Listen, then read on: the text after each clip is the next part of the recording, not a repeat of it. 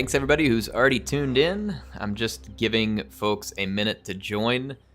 I started up a couple minutes early, so hang tight, and we will be starting shortly with some Dawi Thunder.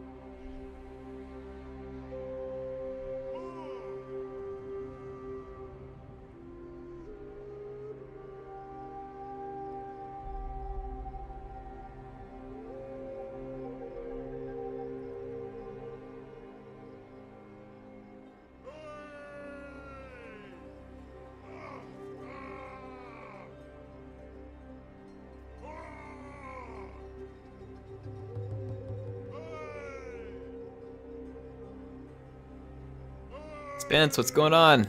Savin, Dementia, welcome. Green Block, Freddy. Dementia, your army's doing pretty awesome. You know what? I'm gonna switch back over to the standard shot here. Hello, everyone. You have a white shirt on today, so I'll probably be very bright in the picture, and I'm wearing my glasses again, so I'm in full nerd mode, but my eyes are tired. I can't take the contacts in my eyes for a whole lot longer. At least I'd prefer not to. Just a hair. Trying to get chat. It's behind my microphone. Give me just a second. I gotta rearrange. Oh, well, of course, that mic arm would be right in the way.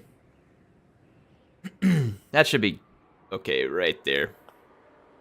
Ain't no meaning. Thanks for being here. Thanks for being a channel member. Rufus, thanks for being here. It says, hope the theme song of these series is the AC/DC Thunderstruck. Sure, why not? Of course, we'll just have to pretend it, because if you use any music that has been copyrighted anytime in the last 1 million years on any planet within, several, like tens of thousands of light years of Earth, then YouTube will absolutely hit you with a copyright strike.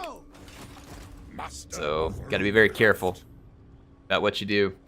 1 second of it in the background of a commentary in a game where the game paid for rights doesn't make any difference. You still getting hit.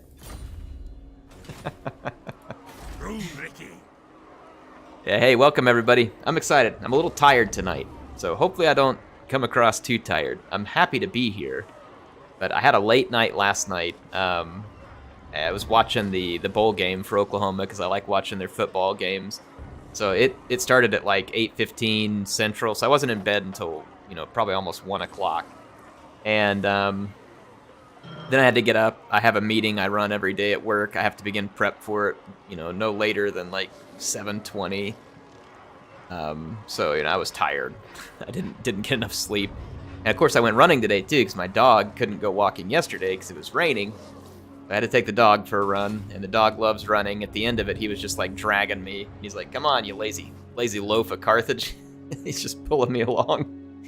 But you know what? I'm glad for the dog, because the dog's gonna keep me from being as dead as quickly, because I need the exercise and it's good for me. But Disney's grandpa is still copywritten. That's right. Sure is. Anyway, yeah, I put a new video up today too. I started a new series that I thought would be fun. They're relatively easy for me to record. So it should be easy to stay on track with them, and it should be fun. We're gonna revisit every faction before the launch of Game 3. We're gonna do it all in January. You know how you get like that boring State of the Union address if you live in the U.S. every January, and it's like pretty much no one's ever excited for it except all the politicians because they get to be on TV, and of course all the news companies because they probably get higher ratings for whatever reason. But in any case, instead of a boring State of the Union address, you get a State of the Faction address on every faction in the game. And I'm starting with the Game 1 base factions, and I'm going to go in alphabetical order. So it's going to be Dwarf, Greenskins, Empire, Dwarves, Empire, Greenskins, Counts. So we're going to hit those in that order. And then we're going to hit the DLC in the order that they released. So we'll start with Chaos because they were a pre-launch purchase that you could get. And then I don't remember which one was first. They may have come at the same time. Was it Beastmen and Wood Elf? I want to say Beastmen came first, right? Then they added the Wood Elves. I think that's the way it was. So it'll go Beastmen and Wood Elves. And then finally for Game 1, it'd be Norsca. They actually came really close to Game 2, and then we would do the Game 2 base factions, and I didn't think about the alphabetical order on them. What would that be? It'd be Dark Elves, High Elves, or no, hang on. Yeah, Dark Elves, High Elves, Lizardmen, Skaven. Norsca was the pre-order faction for Game 2, wasn't it? But it was available in Game 1? Think I'll have to go back and look at all the DLCs, but that's kind of the order we're going to go in case everybody's wondering how we're going to track that down. I'll look it up to make sure that I get the timing right. But we'll go in that order. We'll talk about every faction, and basically it's going to be a discussion about, is that faction ready for Game 3? Do they feel lackluster going into Game 3? Because, man, the production level and power level of the factions has gone way up from Game 1 initially into Game 2, because there's been DLCs, there's been new faction mechanics. The DLCs have kind of gotten a lot better in terms of having more interesting mechanics and power and stuff like that. So we're going to talk through absolutely all of them. I'm hoping that they'll be really helpful, both for players who are used to the game, and just kind of reminding them where things sit, and then also inviting feedback from folks, because I've already gotten some really fun feedback from different people on where they feel like the Dawi are at, because that was the first episode we did. And I also am hoping that it's useful for newer players, like people who are going to come in on Game 3. Hopefully it'll be useful for them to be able to look back at and figure out, okay, which factions are strong, which ones are weaker, which one might I want to try, that kind of stuff. I'm going to use some Oath Gold here. Man, that is really nice. Flaming attacks and bonus versus large. Holy crap, that Prospector's pickaxe would be fantastic. Extra AP damage and armor sundering. Perfect vigor. Ooh, the chilling aura. That's a really good one too, the frostbite attacks. Let's get a few things here. Let's go... I think Prospector's pickaxe would be pretty good rather than the bonus versus... bonus versus large is good. Extra AP damage is kind of like bonus versus large, I think. I think the bonus versus large might add to attack, though, too. Let's just start forging some stuff here. Oh, hang on. Someone said a strange graphics glitch. Oh, yeah, it's just the green screen. Yeah, the green screen just wasn't pulled forward enough. Thanks, Zayvin. That'll happen every now and then, and sometimes I see it, sometimes I don't, depending on the coloring, but thanks for letting me know so I could fix that early on. Yes, if you go beyond that, like if you squeeze through that, see my hand right here? Twilight Zone, definitely.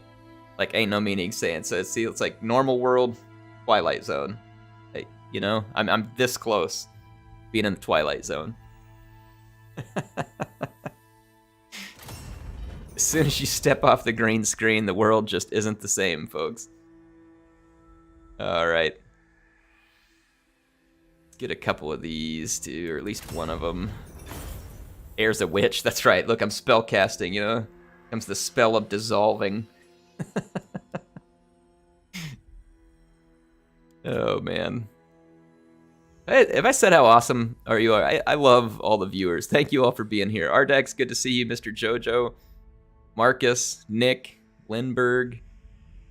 Let's see if I missed. I don't think I've missed anybody else. I think I've said hi to everybody who has chatted so far. So thank you, everybody, for being here. Yeah, Heir's a witch, confirmed. You all heard it here first. Causes terror. That is pretty good. It's pretty good. This one adds like a ton of armor and a huge ward save. You pay for it with speed, but that's still really good. We're going to forge that one up. And then we're going to start saving some more for like Iron Warden tankards and stuff like that so we can get all of our characters healing. But I figured we could get some weapons and armor for key people here. I want to get Yes. Chug. He does have a bonus versus large right now. I think that comes in due to 38 bonus versus large. That's brutal. Let's see. What happened to Ungram? Where you be, Ungram? Here he is. It's near Mount Gunbad. Zaven says minus 20% from nothing is still nothing. It's dwarves. That's an excellent point, sir. Oh, that's an excellent point. I love that. Well, the Axe of Dargo is pretty great. I'm going to keep that. Hey, Termentia. Thank you for the 10. Extremely kind, sir. He says, Sigmar has told us to put all witches into magic colleges. Which one do you want to spend the rest of your life in? Ooh, man, I don't know. You know, if I have to go to a magic college, I'm probably going to take Lore of Life. And the reason I say, so like, if there's an opening in the school for the Lore of Life, I want to get in so that I can just, you know, selfishly keep myself alive, right? And, you know, and if that doesn't work, I suppose I'll put up with the Lore of Death, because at least that way, when I'm going to go, I can cast Spirit Leech on someone else and force them to go with me. So, what do you think of that, Dementia? I think that's probably the way I'm going to go down that road. Get the Potion of Toughness. That'd be really good for him. Thank you, Dementia. Appreciate it. Nick says, thanks for entertaining us. I don't know how you juggle it all. You know, it's not that bad, really. I'm fortunate. I think things are pretty good. My work is sometimes quite busy, but it's generally speaking stress-free, and I work at home. So I don't waste any time commuting. And although my boys are growing up, which means they're staying up later, and I need to spend more time with them, you know, as they're going through. You know, it's not like when they were little babies and they were sleeping half the day, you know, and it made it really easy to record still. So I have less time, but I have enough time. And, you know, I don't know about the rest of you. Some people are just busier than others, but for me, typically I have enough time as long as I prevent myself from wasting time. It's easy to waste time. And you have to kind of stay after yourself. Make sure you don't waste time. You can get a lot done. How can I help? Some days I'm better than others. You all may notice some days I don't get a video done. Most of the time, like, I mean, there are times when it's legitimately, like, just too busy for me. That happened a few times last week. Sometimes it's just because I didn't spend my time right. You know, I think we all feel it. Like, you have those days where you just feel a little less motivated than others. And you start off a little lazy. You don't do something that you should have done, and then it just kind of snowballs, and you end up wasting your day, essentially. But in any case, I'm going to save my cash. I only need a chunk of it, because I want to build the special building at Karazakarak. So I'm going to skip this stuff and check my army movement. Zaven says, yeah, I've been busy with work last few months, barely time making to watch all the videos, big backlog for calmer times. Well, you know, that's one of the benefits is I do the same thing. Like, I'll watch the crap out of stuff on YouTube, and then when I end up in a busy time, I'll miss out, and then you just have all kinds of fun stuff to watch whenever you get out of it. So I definitely know that feeling. It's fun. I suppose so. Dementia, how many armies of chaos do you think your stack is going to be personally taking care of? Iron-willed. I feel like you're going to get a lot of them. And Dawi Trooper Wheeler is over here, just really taking it to the Druki, trying to help. Do you know who trying to help Bretonnia get their foot back in the door here. We need to take this fort off of them as well. All right, he thinks at least 3 stacks. I'll tell you what, man. Every army on here is gonna have to kill a lot because we're on the legendary Chaos Invasion. What is it 20 or is it 25 stacks that come in on the legendary invasion? I can't remember. It's a lot. Like, it is gonna be a whole big bunch of chaos. The Iron Thunders are gonna have targets for days, and it's gonna be a lot of Dragon Ogres. It's gonna be a whole bunch of Chosen, Archaon, Kolek, Sigval. They all come running in. Matt P says I need to watch one of these battles rather than just listening. Well, hey, whatever suits you. Sometimes I listen to YouTube videos too. Whatever suits you. Black and Blue Gamer says, hey, just stop by, see you play, even though I own the game. DLCs still, and enjoy watching others play. I don't understand why, but it's enjoyable. I do the same thing on some games as well. I don't watch a ton of Warhammer content anymore, but when the game first launched, I sure as heck did. I watched a ton of it. But like right now, even though I've played the game like 5 or 6 times, I'm watching like Metroid Dread videos all the time. So I know the feeling. Hey, it's Clone Trooper Wheeler. Speaking of Clone Trooper, and your Clone Trooper appears. Here he is, destroying Gorcel, taking it away from the Druki. He is as fine a viewer as he is a commander of the dwarves. Clone Trooper, I hope life is treating you well. Hope you're maybe getting some time off during the holidays. If you're not, hopefully you got some backlogged coming back to you here soon. Marcus says, I confess, I really appreciate that no chaos button a little too much. Hey, I love the options. CA needs to keep putting the options into the game. Like, so the legendary invasion, no invasion. I mean, the whole campaign setup screen should just be this big mess of radio buttons and sliders. AI aggression. AI, what do you call it? Like, instead of having a difficulty setting, CA could just do like a calculation percentage, kind of like they do in Surviving Mars or other games. When you pick a certain set of factors, it calculates like a percentage difficulty. And they should just start doing that in Total War, where it's like all these different radio buttons and sliders, and you basically customize your campaign. So there's like a radio button, for instance, for the extra upkeep, whatever they call it, supply chain or supply train, whatever it is. I don't know what they call it, but like extra upkeep, yes, no, and and if you have it on, it's more difficulty. And then AI aggression slider, and it's like least all the way to most, and if you put it on the most, then it's the most. And then you have AI buffs, for instance, like battle buffs. It's where they cheat, how when you stick it on like the very hard battle difficulty, they get way extra melee defense and leadership. You can slide that up or down. And again, it adjusts the percentage. Like, I really wish that's the way they would do their campaign. And just let people customize it. Let them play it the way they want. So I think that the Chaos Invasion thing is a great start. Like, it's a really fantastic start. Give people control over stuff like that. Let them pick. Let them pick what works for them. Supply lines. Okay, that's what people are calling it. Yeah, the supply lines is a good example. Some people hate it. Some people like it. I personally hate it. I think it's pointless and stupid. It's just arbitrarily punishing the player, but having the option there for it to make it more challenging for the players who want that, sure thing. Let them have it. Let them pick that. I mean, I just mod it out anyway, so there might as well be a button there, right? Don't get me wrong, I'm appreciative of the modders. I'm just saying, like, they might as well just put the button there, because people are going to mod it out. People are going to do what they're going to do. Holy crap, ain't no meaning. Thanks for the 15. He says, kind of random. Did you interview / get first job in mech engineering, or interview get your non-ME job out of school? I'm going back to school for mechanical engineering. Well, hey, congratulations. Going back to school for ME. I did do ME in school. And I interviewed for several ME roles. And I had an offer from the Navy's Civil Engineering Corps, which would have allowed me to do different things, would have been very related to mechanical engineering. I had an offer from an oil company in Texas to work on their pressure vessel design and stuff like that, which would have been a mechanical engineering job.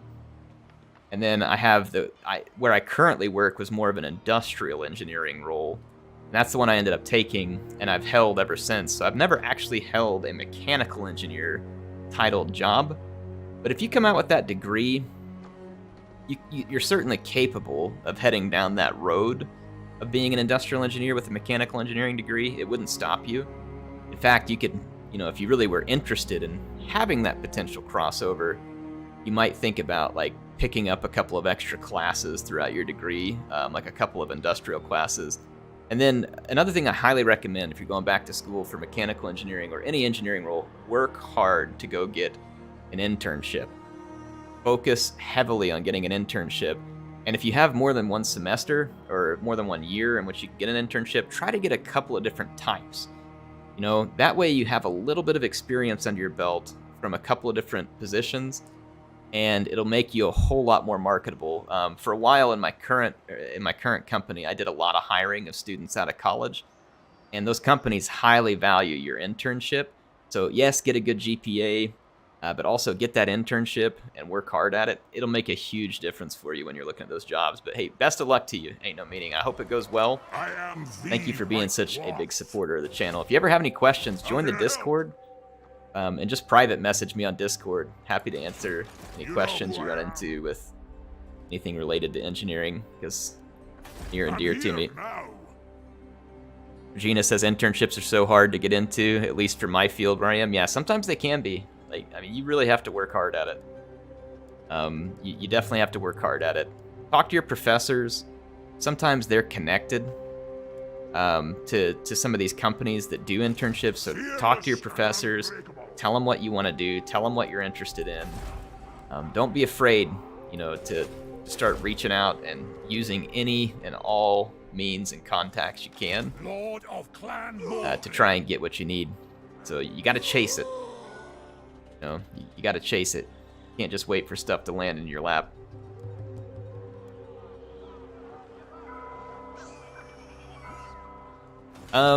Matt says it's good advice. I wonder if it's applicable to my communications program. Probably. I mean, I would think it'd be, generally speaking, applicable. You know, getting an internship in college is definitely very important for engineers. I work around people in different, like, 'cause my company's massive. They have all kinds of different areas, like finance. We have a bunch of people with accounting degrees in finance and finance degrees. We have a bunch of people with business degrees in our merchandising area. And, you know, project management areas. A lot of them have, you know, project management programs, business degrees, stuff like that. All of them are pretty much the same. Like, they're all looking for you to have, hopefully, some experience. They have internship programs themselves at the company, and it's a great way to go learn what a company's like. And, you know, make a little money, too, while you're still in school, which is helpful, because school ain't cheap. You know, it doesn't come cheap. Pay a lot of money. If you dare.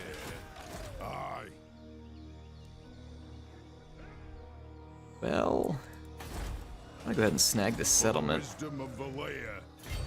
Your coworkers watch your channel. Some of them know about it, and they've probably looked at it, but I don't know if like anybody is a long-time viewer or anything. But they all know about it. They know I do it on the side, but it's not something I just go around talking about all the time either. You know, like we don't. Honestly, like we talk some about the things we do outside of work, so everybody knows I do it. They like when I'm doing my Zoom meetings and stuff, they see the gaming chair and stuff, because it's the same room that I work in here. And you know, so they see it and they know what I'm up to. They think it's neat. What?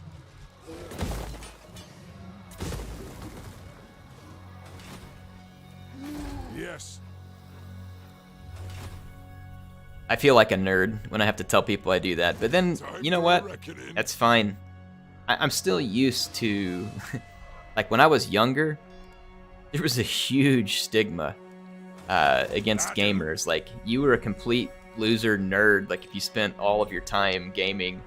And my parents are very supportive, by the way. They're fantastic, but they hated video games because they didn't grow up with them. They didn't exist, right? My parents were children in the, like, the late 1950s and early 1960s. Like, they didn't have that stuff, so like they didn't like it. You know, they got it for us and stuff eventually, but they didn't like it.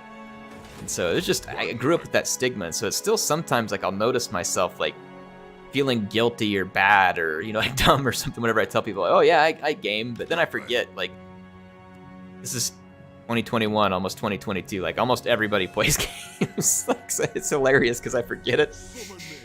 And, you know, but I accepted a long time ago. Like, I mean, it's like, I don't care. Like, I mean, if people think I'm a nerd or whatever, I don't care. Whatever. Doesn't bother me. I'm fine with it. I'm happy with what I do. And so, yeah, I'd accepted a long time ago. And so now I forget, though, that it's actually popular. And probably more people than not do it. And so it still cracks me up because my brain just, you know, fails to recognize that. So GE gives a lot of internships. I think they do, Nikki. I mean, they're a big company. A lot of those companies are usually looking for engineering interns. So Marcus says, don't undersell yourself, but don't be afraid to take a lesser job in a larger company with room to grow. Yeah, that's exactly what I did where I'm at. The job I took for the company where I'm at was less pay than it would have been had I ended up in the Navy or at the oil company. But it had way more room to grow, and it had way more paths for me to grow in. And I ended up taking that option. Now, you could go either way, and you could be happy either way, right? You can always change, partway through if you really decide to. But so I started off at lower pay than I would have made at one of those other companies, but now it's better, and I can move up a lot still. I'm not interested in moving up right now. I feel pretty happy where I'm at, and I'm happy doing the work I'm doing, but I have room to move up still. Should I decide that I want that, over time, I can try for that.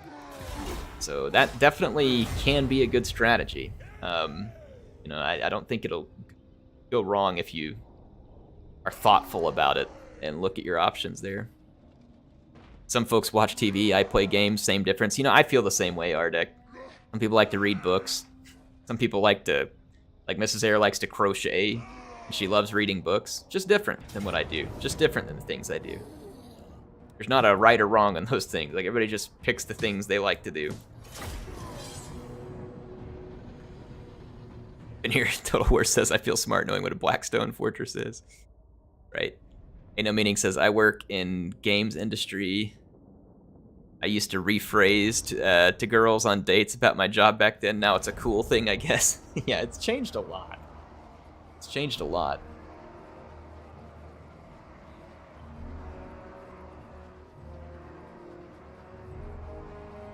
All right, T-Rex Rex, that's a good question. He says, what kind of books do you think you'd like to read? I don't read a ton of books.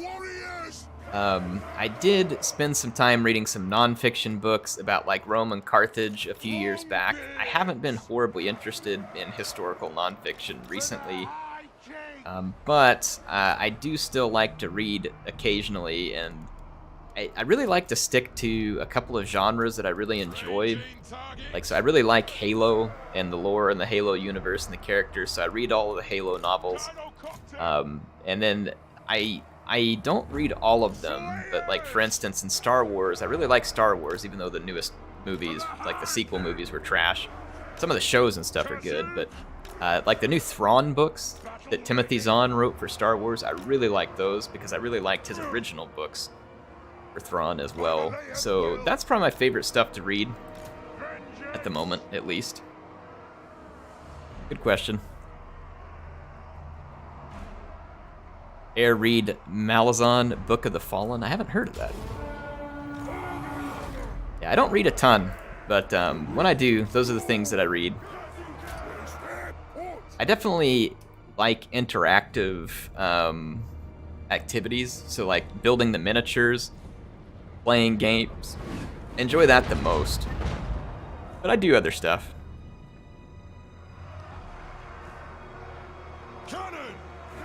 Let's shoot at the skin wolves.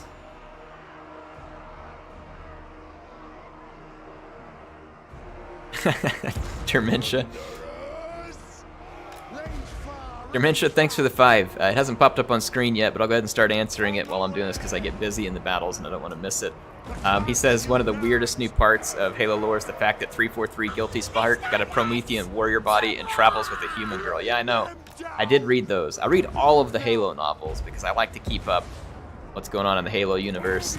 I don't read all of the Star Wars novels, but there's a fair few of them that I've really enjoyed. I read all of the old, what do you call it, Rogue Squadron books. Those were really fun back in the day. I know they're not canon anymore, but I read all the old Rogue Squadron books. I read the old Thrawn, the original Thrawn trilogy, Heir to the Empire.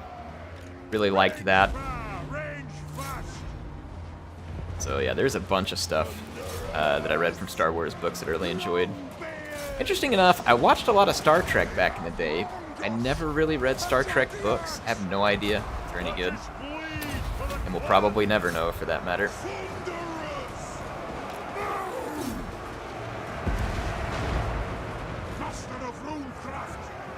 We were owning over there. That organ gun really got a hold of that infantry. I'm going to start shooting here. Here. gonna keep these Slayers kind of on mission right here. They're doing fine where they're at. The Skin Wolves got wrecked. Frog's getting wrecked. Should be in pretty good shape here. Let's boost the attack over here. Glenn says there is a benefit to having a 6 a.m. morning shift. I can catch some live stream before work. Well, thanks for dropping by, Glenn. And thanks for the 5 again, Dementia. Appreciate all your support. You're amazing. Yeah, I really like all the Halo books. I like the universe they created with Halo. I find it very fun. And although there's some books I'm more interested in than others when it comes to Halo, I enjoy all of them. And I really enjoy the games as well. And so it makes it really easy for me to enjoy the fictional books, because the universe is kind of easy for me to immerse myself in. So I enjoy it. Marcus says, I read a couple of Star Trek books. Meh. I've been watching Star Trek The Next Generation because they're about to take it off Netflix. And, you know, I still like it, right? It has a nostalgia trip for me because, I watched it when I was young. And I still like it. But sometimes, like, when I watch Star Trek Next Generation, like, some of them I really enjoy, and they're really fun to watch. And others, and I'm like, man, this show had so much potential. Some of their episodes were just such a waste of time. And so, it was a great show overall. Like I said, great show overall.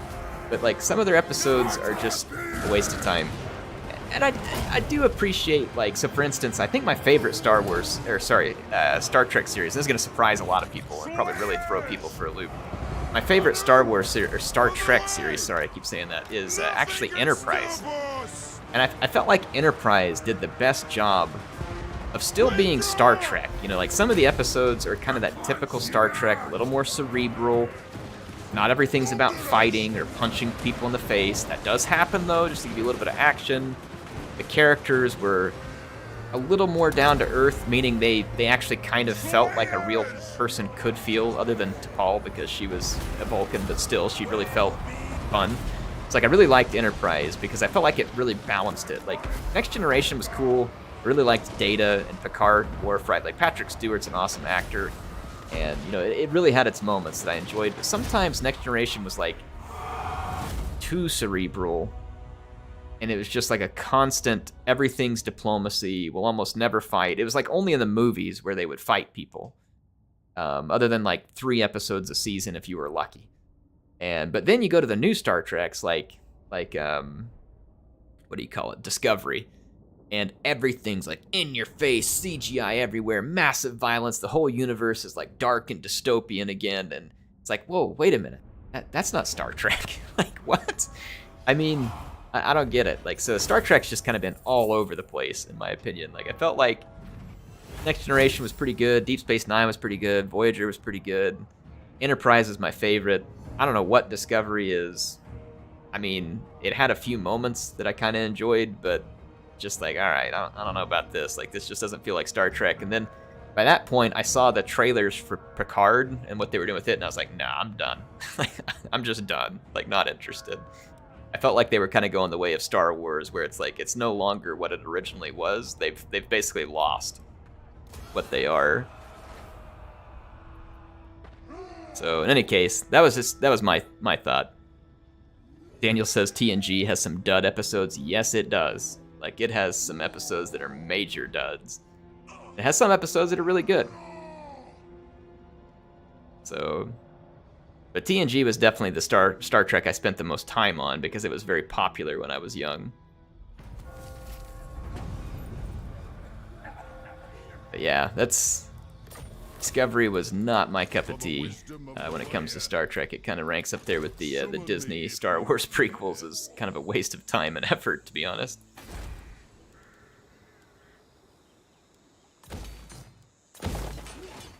My axe thirsts for war. Let us begin. They should redo new ones in the Terran Empire universe, then it would make sense. Now, see, Lazard Lord, that was the one part of Discovery that I liked. Like, the later part of Discovery Season 1 was actually kind of interesting because, by the way, spoilers, so if you don't want to hear anything about Star Trek Discovery, like, plug your ears, turn the stream off, whatever you need to do. So, I warned you. But at the end of that season, where it kind of tied in with the Terrans, and I won't say exactly how, in case someone is hearing this, doesn't want the spoilers, I actually kind of enjoyed that. And like, there was a couple of Terran characters that actually made the show interesting Time for a reckoning. versus everybody being the predictable Starfleet automaton that they always are. And that was one of the reasons why I really liked T'Pol in Enterprise and Phlox in Enterprise, is they were different. They weren't the typical Starfleet automaton that you think of, and neither was the rest of the crew, because they hadn't done like the Prime Directive and all that other stuff, right? So I found that fun. It was still Star Trek, but they kind of did away with some of the more Armed and ready. cringy, like eye-rolling factors that played into some of the older ones. Heading out. Captain Kirk had some awful fight scenes. Yes, he did. Yes, he did. But we'll always love Captain Kirk. He did have some. That Gorn fight scene is a forever classic. No one will ever forget the Gorn fight scene. It's hilarious. The runes are ready. And Smith in here with Shug. Is never done. Actually, it would have been good to have a Master Engineer in this army. Oh, he got wounded. That's why there was room in the army. Okay, never mind. We'll put the Master Engineer back in there when it's time. Terran, Protoss, or Zerg. That's right. Yeah, Archer was making things up as he went. That's why I like it. Exactly. I thought it was kind of cool. Like, Archer and his crew were definitely still the makings of Starfleet, right? It was like all that idealistic, we've made it past war, we've made it past poverty, all that kind of stuff, right? All the idealistic stuff, like whether you like it or not, that's the stuff that makes Star Trek what it is, right? That's what their little universe was based on. And sometimes I think it's a little too idealistic, but still, that's what it was based on. And like, when you accept that premise, you know, it's fine. And I thought it was cool because they had just kind of gotten to that point in Enterprise, and I felt like it was fun because, like you said, they were kind of making their way through. They had to figure out the rules. They were learning lessons as they went. Some of the lessons were difficult or hard for them to understand as they went, and you know, it didn't come easy. So I felt like that it was definitely a lot of fun, especially in that regard. I'm gonna change out some of these warriors. Do I have? I don't have the right buildings. I'm kind of doubled up here because we don't need both of these together per se. Oh yeah, okay. I can get iron breakers and hammers here. Good. That's all we need for now. So let's cut some of these dwarf warrior infantry because they're a little too weak to be pulling this late into the game. I'll keep the grumbling guard because they are pretty potent. Grab a couple more iron breakers and a couple of hammers. Actually, one hammer, and we'll balance that with the grumbling guard. And honestly, this army needs some slayers, and I'm trying to think about... I feel like we should trade this gyrocopter, like the gyrocopters, for artillery pieces. I like gyrocopters, but I think the artillery pieces have more ammunition, more damage potential. So let's boot those. And queue up an artillery piece. We're going to want... Let's go with a cannon. And then I'll probably pick up an organ gun.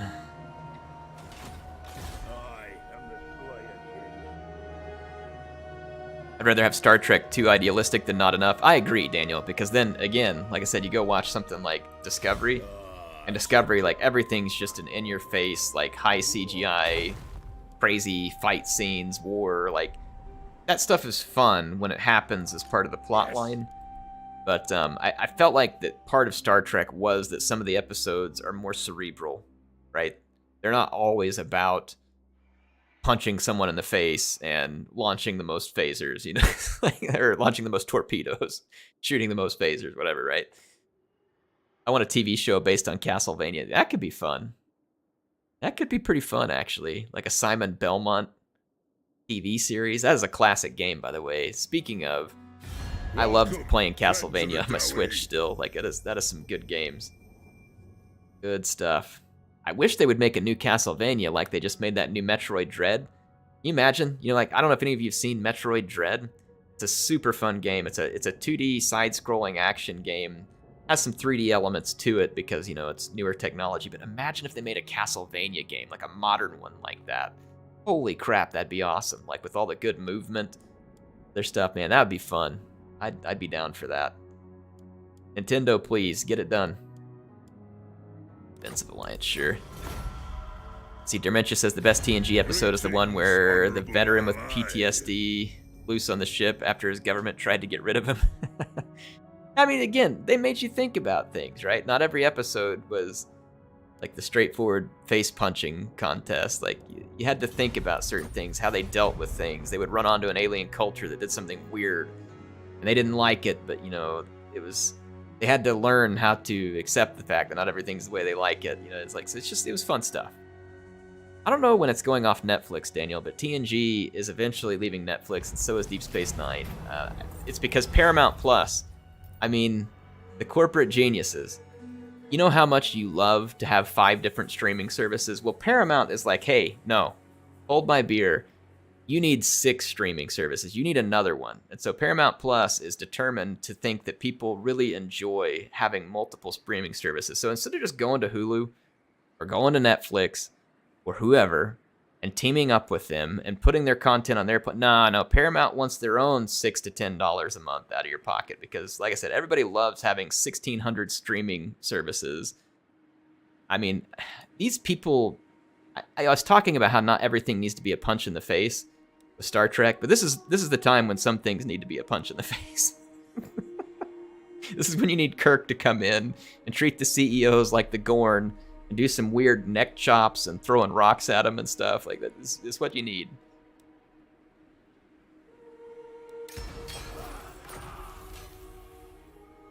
Rebegun the cable wars have. That's right, Dementia. It's like, hey, you don't need cable anymore, but you will need at least 100 different streaming services to watch the shows you want, which totals up to be double the expense that cable was, so it's a fantastic deal. Oh man, you gotta love it. Because I'll tell you what, the weirdest thing you could do in a business, and I know this is wild, prepare yourself for the wackiest, most far out thought you've ever heard when it comes to business. All right, y'all ready for this one?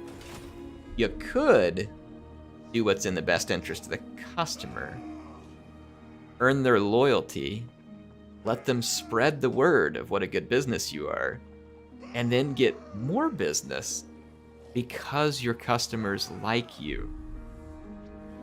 I know, it's wacky. And of course, you could just gouge your customers with ridiculous stuff too, and you'll make a lot of money that way. But I'm just saying, imagine it. Imagine if you did things that your customer wanted and was excited about. Huh? Think about that one for a minute. Think about that one for a minute. I know, crazy idea. It's absolutely bonkers.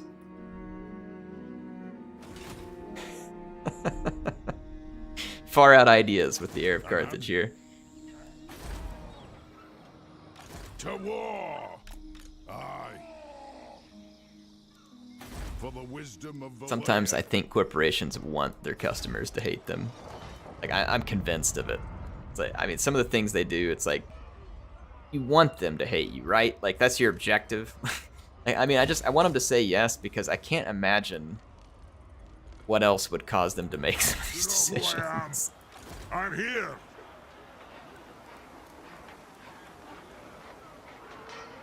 I don't understand it. Doesn't make sense to me. Oh, you know what? We should just get... The Goblobber is really good, though. It'd be good against Hell Cannons, and so would this cannon. We need to get a couple of Get Hammer torpedoes. Those are going to be really good against Chaos.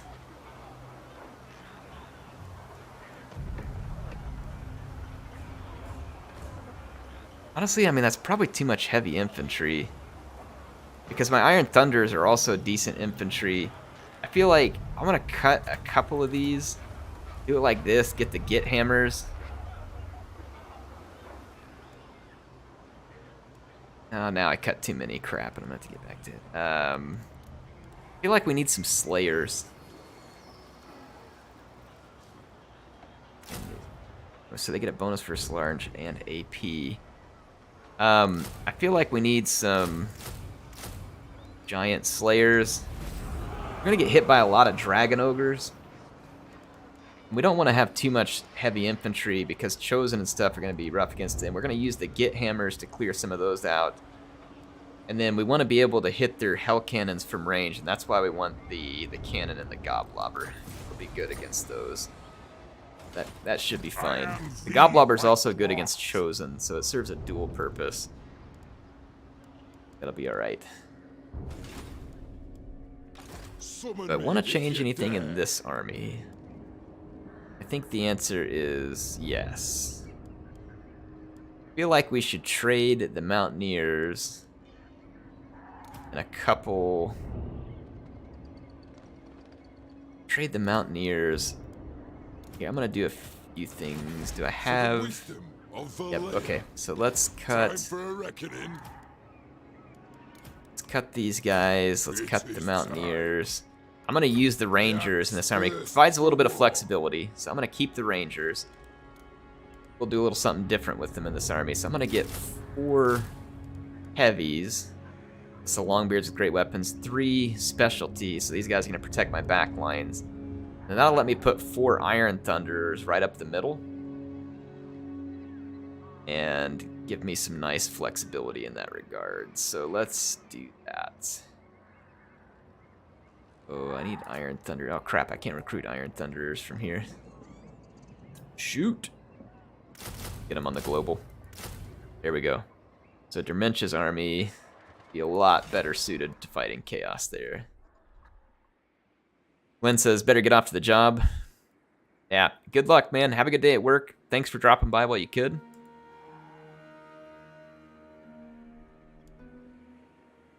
Alright, let's see. You know, I was tired and didn't know if I'd even be able to make it through the stream, and now I'm having so much fun talking with you all that I don't even really remember being tired, so thanks for being such an awesome crew with me all the time. Black and Blue Gamer says, I have my wife watching you and my kid watching with me. Tell them I said hi if they don't hear me already. Thanks for watching. Hopefully you can put up with me. I'm pretty annoying, but we appreciate you. Armed and ready. Let's go up here and take out the Black Pit, get rid of the vampires once and for all. I think they have one more settlement up here on the coast, though. Let's see. Dementia has an upgrade available.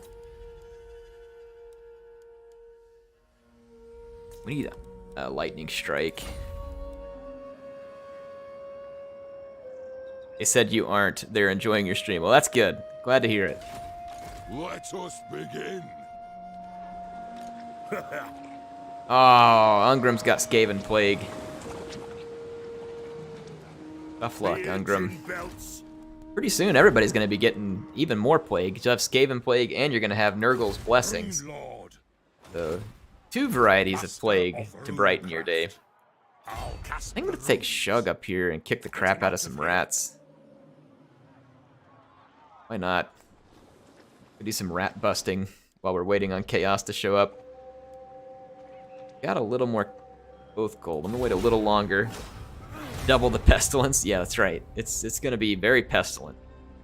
Cathay, I think Cathay has Skaven near their lands, and then they've also now are going to have to deal with Nurgle trying to come through the Great Bastion. Oh, there's Rakarth coming up at us.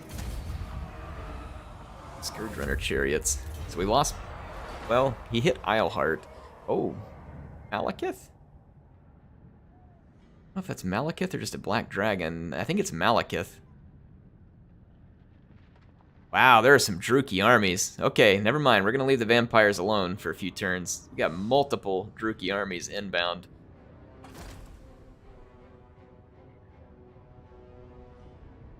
Yeah, they look super fun. I think they look fun too. They're going to be kind of like the dwarves, but with a few more options in a few respects. Very defensive. very unique with the whole yin and yang thing. I think they're going to be a lot of fun to play. I'm very excited for Kislev. I think I'm most excited for Kislev. I just really enjoyed playing them when I got to play that survival battle. Oh, was it this last summer? I got to try it. It was awesome, man. Game 3, it was fun. It was fun to play. I'm excited. And they've just announced more and more cool stuff every time they make an announcement. So I'm very, very pumped for Game 3. I think it's going to be good. I don't know for certain, but I think it's going to be good. Right. Dark Elves are unhappy with the stunties. Indeed, they are. Indeed, they are. Hey, and you're right, Charles. Thank you for the 5, by the way. He says, there's a grudge for them all. Yes, there is. The Druki just earned many grudges for what they pulled at Isleheart. Did they not see that I took that from them? It's mine now. So it's a grudge for them to retake it. It was a grudge for them to own it, because then I had to go take care of it. Then it's a grudge for them to retake it. And then a grudge because they have to turn around and go it's like triple grudging. There's a lot of grudges headed their way. I hope they're ready. That's right, it's a polar bear rodeo, our deck with Kislev. Thanks, Charles. The Druki are definitely going to get some grudges. Whether they like it or not. Is our guy still wounded? Yep, Scory Proudbeard. Vengeful Need him back. That extra ammo is actually pretty important. This could be suicidal. Oh, it's wide open for colonization. Well, okay. You know what? Hell Pit. It's kind of a dreary name. Let's just call it Dawi Pit. There we go. We've taken over management of Dawi Pit now. Someone said I think they just sacked it. Yeah, they may have. Change the name from Isleheart to Dawi Heart after you retake it so they get the message. Yeah, we're gonna have to. The Druki just, they don't seem to understand that they're gonna get pounded and dead. And that's gonna be my gift to them. Look at all this stuff over here. What is going on over here? Interesting.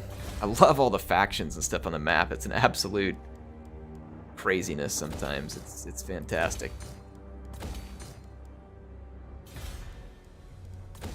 Build that up there. What else we got? Go ahead. Well, no, there's no point in repairing Isleheart.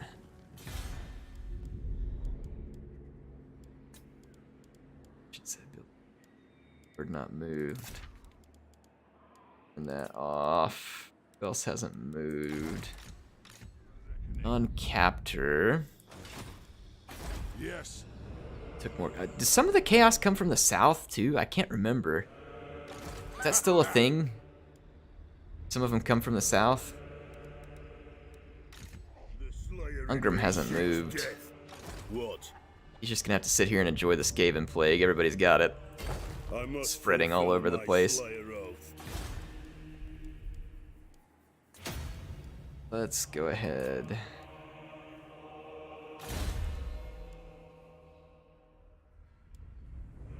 Bretonia got absolutely clobbered. Yes, they did. Dermentia says that he thinks the Druki will like getting pounded. They enjoy everything. You know those Slaneshi. You think you're gonna do something they won't like and that you're punishing them, and then they just enjoy it. You just can't win against those Slaneshi weirdos. Charles, we are playing as Grombrindle. Ooh, they just walked right past me and sieged that settlement. Malekith went for Karroburg. Which we can't really defeat him here. But he's taking some attritional losses along the way. Kind of wasting his time. Oh, Rakarth is going to go ahead and attack Gorsil. He had stopped there. Oh yeah, he's stuck. Rakarth is dead. Galway Trooper Wheeler is about to give Rakarth a good old beating. Now I'm going to have to resettle both of those. Thanks a lot, Brookie Filth. Death to Slaneshi, that's how you win. Just kill him. Yeah. If we kill them quickly and they don't get to enjoy the pain, you know, then maybe we've defeated their Slaaneshi objectives, which is to sit around and enjoy all the pain and sensations, right? We just have to put one right in the noggin, Friends of the Dawi. finish them off, no feeling, nothing they get to enjoy.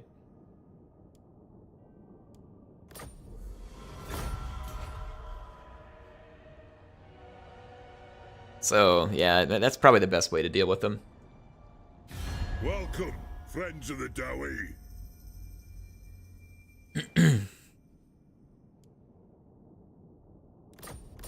Just gonna keep making military alliances. Slaaneshi cultists are at their weakest in November. Oh, that's good stuff, Sleepy. That's good stuff. Oh, look at that. I leave for one turn. I leave for one turn. And look what happens to my allies. Can I help you? One turn, I go up to Dawi Pit to take a break. And then, Prague gets absolutely whacked. Kislev cannot get their polar bears fast enough. Yes. Got then. Oh man, I hope the Skaven Plague ends soon. It's getting ridiculous. Only one turn remaining.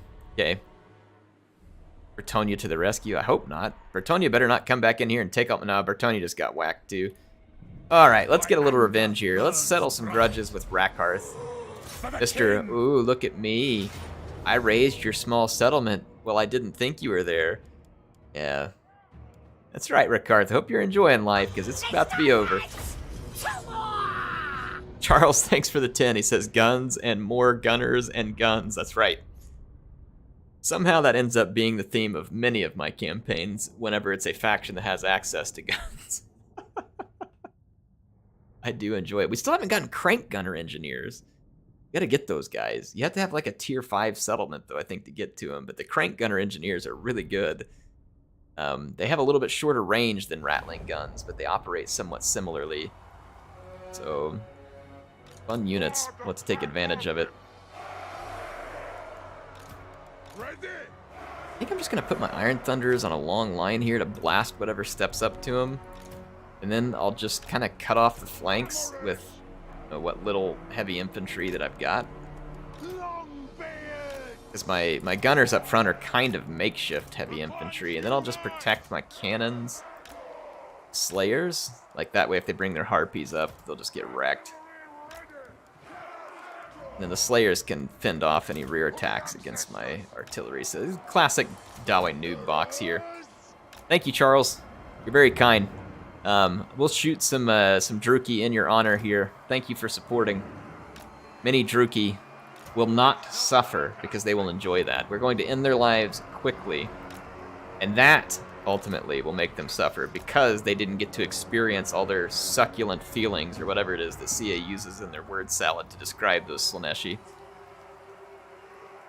Alright, here we go. Thunderers! Bannon! Thunderers! For the High King! So this one's for Charles. It's the guns, guns, and more guns. I know how this one's gonna end, and I'm gonna enjoy it. I'm actually gonna take, speaking of guns, let's walk these guys a little closer to the flanks so they can shoot up these Scourge Runner chariots. Then I'm gonna target Rakarth actually with that cannon. I'll take this cannon and start targeting some of their Dark Shards. Ooh, a Pit of Shades, that actually is gonna hurt a little. Oh yeah, Rakarth just took some hits right there. He ain't gonna like that. I'm gonna start hitting Rakarth with my Mountaineers as well. They should be able to help melt him.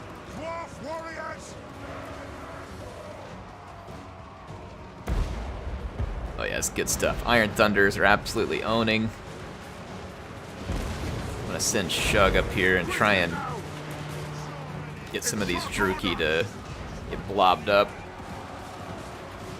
Should be able to survive that for a decent little while. Let's do the same thing over here. Yeah, here comes the Harpy suicide attack. Let's run down these Cold One Dread Knights. Not the way I really want to fight that, but we'll make it work. Yay.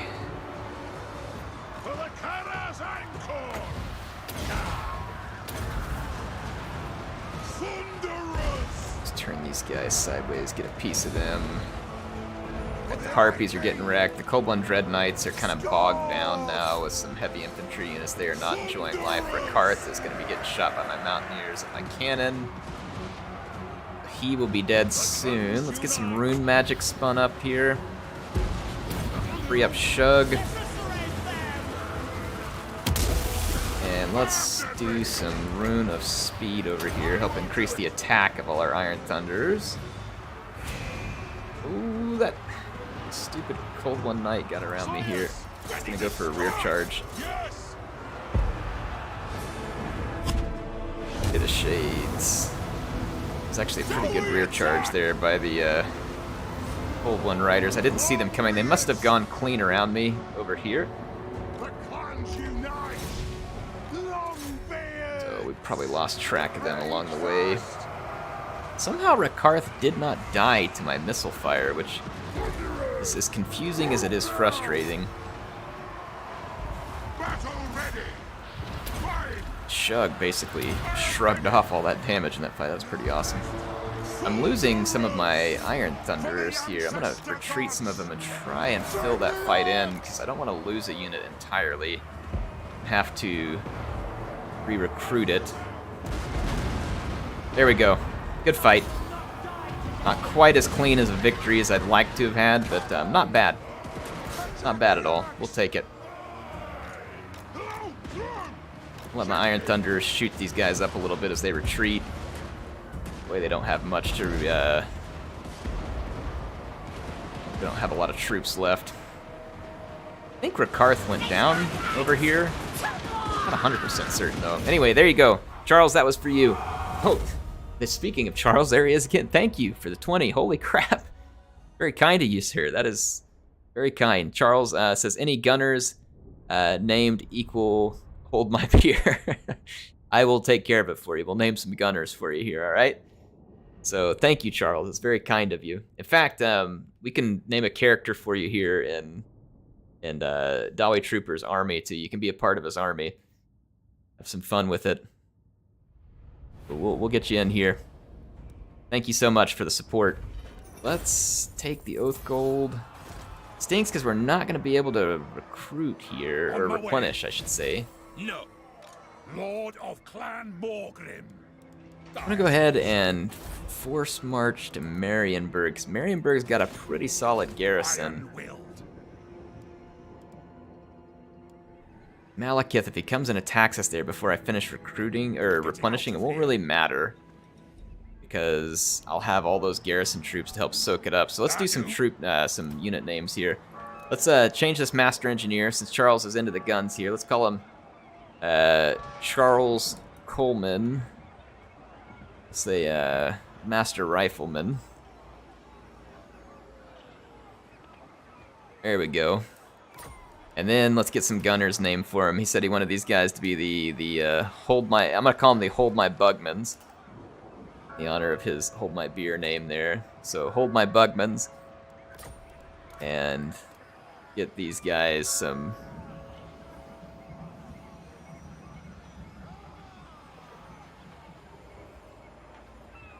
Oh, hang on, that didn't go the way I expected it to.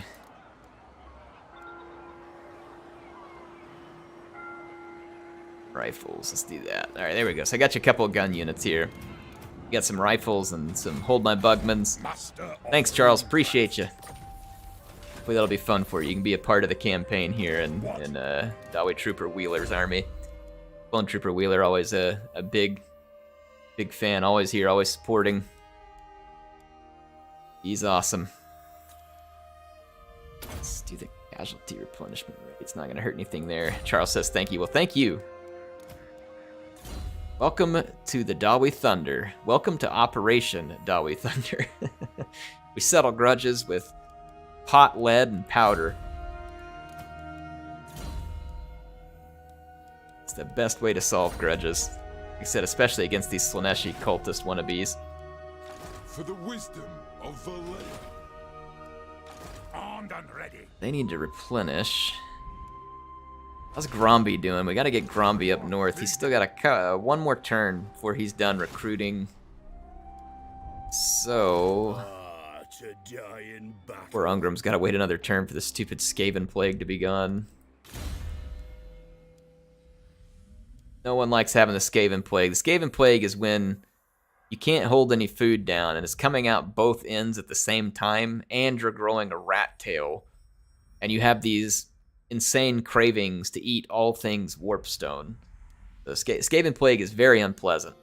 It's like projectile vomiting, explosive diarrhea, Warpstone cravings, rat tail growing, and then you find yourself double speaking words like yes, yes, and skitter flee and stuff like that. Like it's rough. Skaven Plague is rough.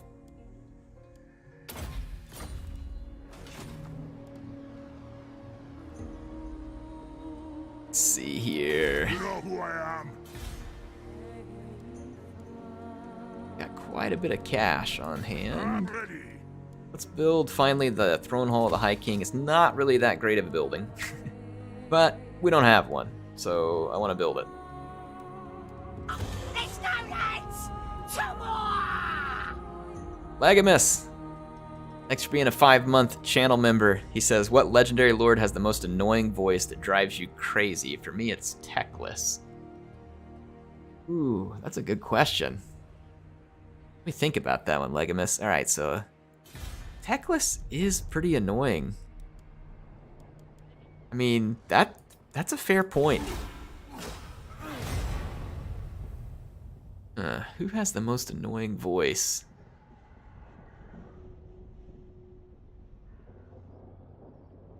It's not a legendary lord, but definitely the most annoying voice in the game for me is Chaos Crowboy, the narrator.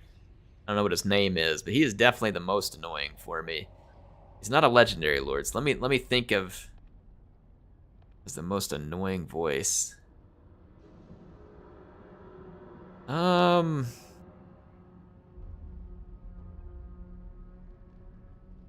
Teclis is a good one, but you said it, so I want to try and think of one here. I don't know. I think it probably is Teclis. Thinking of the different Skaven lords. I mean, they sound like Skaven, and Skaven are annoying in general.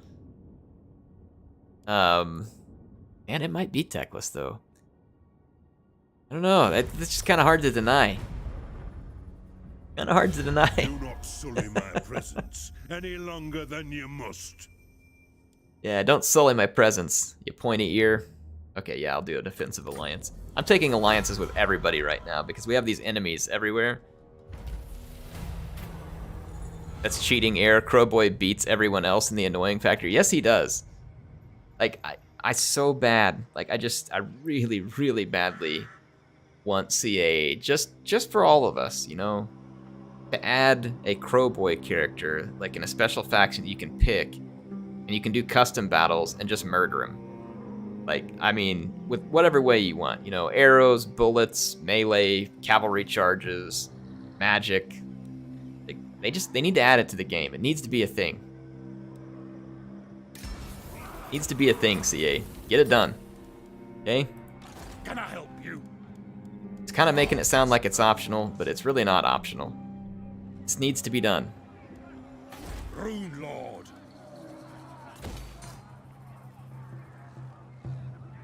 Silostra. I don't know. Silostra, I mean, she's not that bad.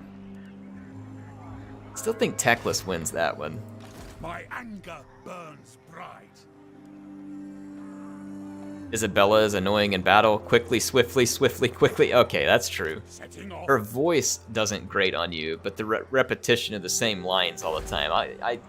Yeah, that's not a bad point, Regina. She does kind of cycle through the same lines about 7,000 times a second. It gets pretty old. Volksgrad just got whacked as well. So I think Kislev just got annihilated. I don't know if they exist anymore. Is Kislev a thing anymore?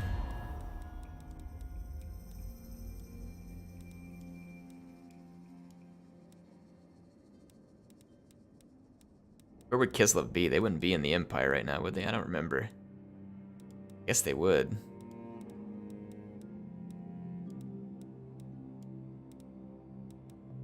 Yeah, it looks like Kislev got killed in its entirety.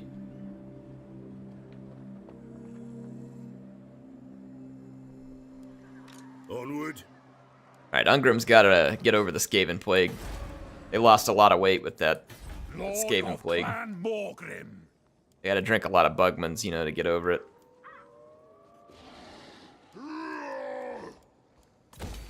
Alright, let's...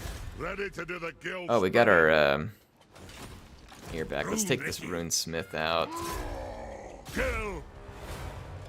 You summon me. There we go. Get rid of that Skaven agent. Let's see if we can get this guy solely focused. He's got Specialist all the way. Let's do Wound. We'll try and make that guy our murder bot. And we'll put the Master Engineer back in here. Grease those axles. Alright. Got some rune or some oath gold. Let's go in here and get some more. Let's grab another Old Guards tankard. Let's get 2 of those.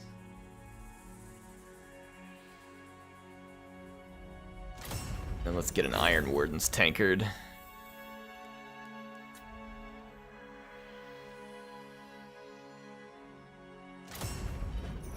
Let's make sure our main characters have those healing items available to them, because they're gonna need it as they fight I am the Slayer King. chaos. Vengeful Rune Lord. Look at Shug here, so he's got them both. He's set. Let's go ahead and give Shug the Prospector's pickaxe, because that'll give him Sundering, and that'll be really helpful. Let's maybe... It's Alaric's armor. Let's go ahead and give him that as well. Then he'll be really tanky. So yeah, that'll work. Super tanky. Old Guard's tankard, and let's give him that Iron Warden's tankard. The Shrieking Blade, or no, let's give him the Chilling Aura. This Armor of Fortune. Have a lot of character runes. Ooh, a direct damage aura. Man, that's actually... I. That'd be a fun one to give to, Yes. Away Trooper Wheeler here. Let's see. Yeah, let's give him that one. Oh, hang on, he can't hold it? Why can't he put it on? That sucks. Can't use it. Armed and ready. Why can't he use it, but this guy can? They're the same kind of character, right? Master Rune of Spite, passive, okay. What am I missing? What do you want?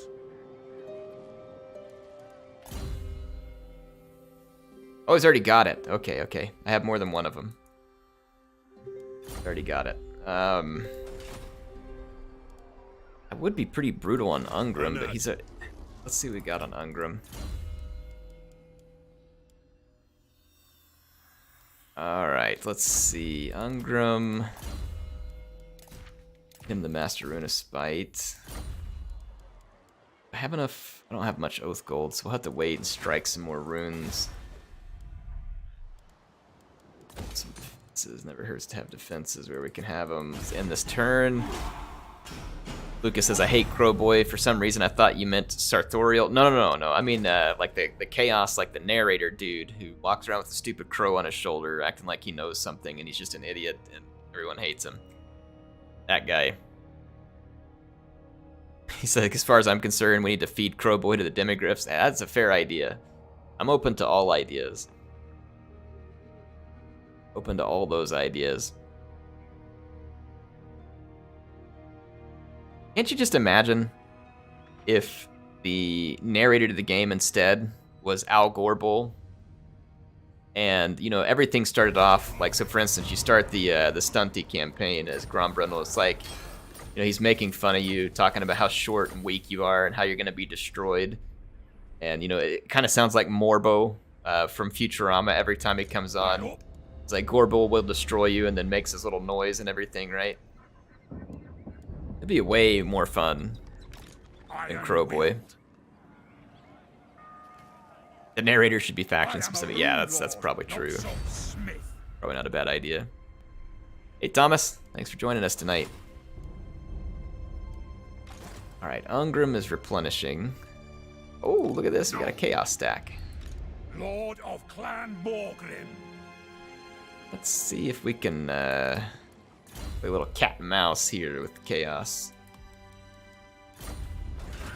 Let's pop out of Dawi Pit and enter an ambush stance.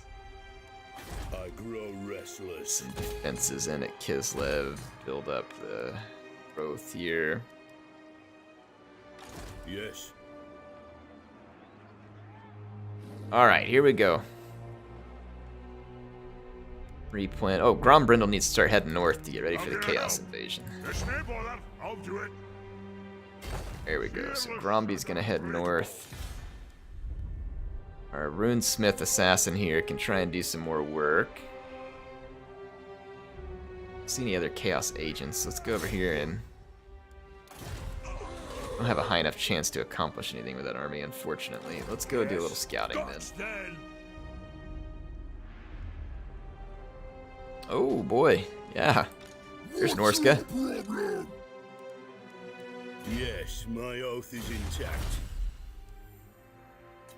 There be Norsca.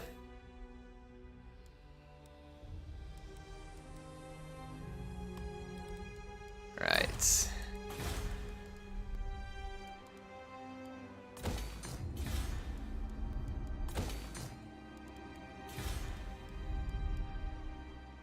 I'm not rebuilding Isleheart right now. That just is a fool's errand.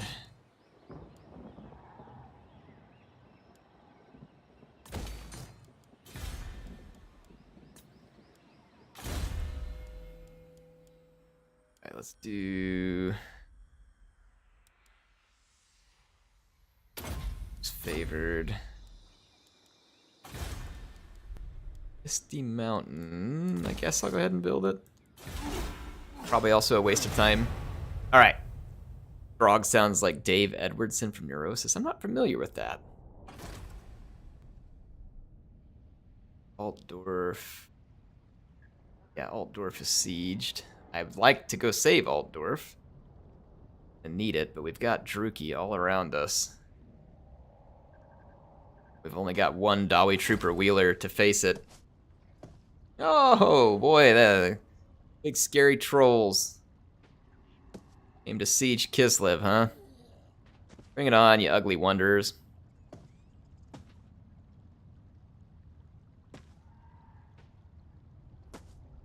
Let's see what time is. Oh yeah, we got time. We got plenty of time to kick the crap out of Throg, so that's perfect. Safeguard against chaos. Alright, let's get down to business.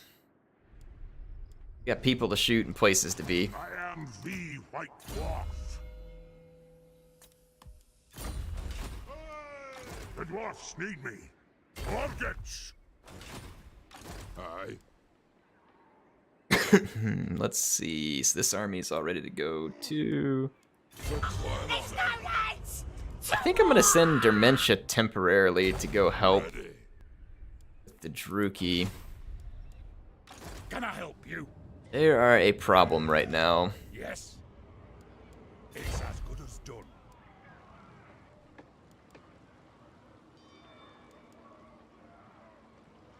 I'm going. Pop underground over here. Marienburg is not like super powerful in the garrison, but it's not terrible. It'll have to hold out for a while. Dementia, thanks for the 5. He says, insert "oh ho, you're coming to me" meme. Thanks, Dementia. Yeah, we're going to make the troll pay for this. He thinks it's pretty hot stuff. Must fulfill my slave. My garrison sucks too. Screw you, Throg. Come over the walls. Let's see you do it. Big, dumb, and ugly. Armed and ready.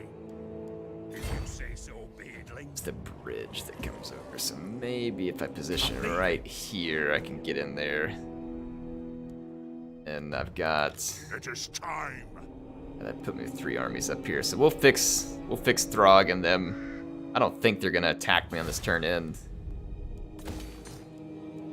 They should, if they wanted to have their best effect, but I don't think they will. I'm not gonna... Nuln is probably worth building. Now let's end that turn. Rackhearth is kind of annoying sounding. Yeah, a little bit. He's not terrible, though. I definitely agree that Teclis is definitely the more annoying sounding voice. Thanks again, Dermentia. We're gonna take you over and beat the crap out of some Druki. Gonna humble some Druki. I'll have 3 armies ready to face Chaos. We'll want more than that. I can recruit another when we have enough money. I'm just kind of waiting and using the extra funds to help build up more. And then we'll recruit another army. Oh, look, that got Wulfric's attention. So here comes Wulfric, and he thinks, like, dude, I don't know why you picked this fight.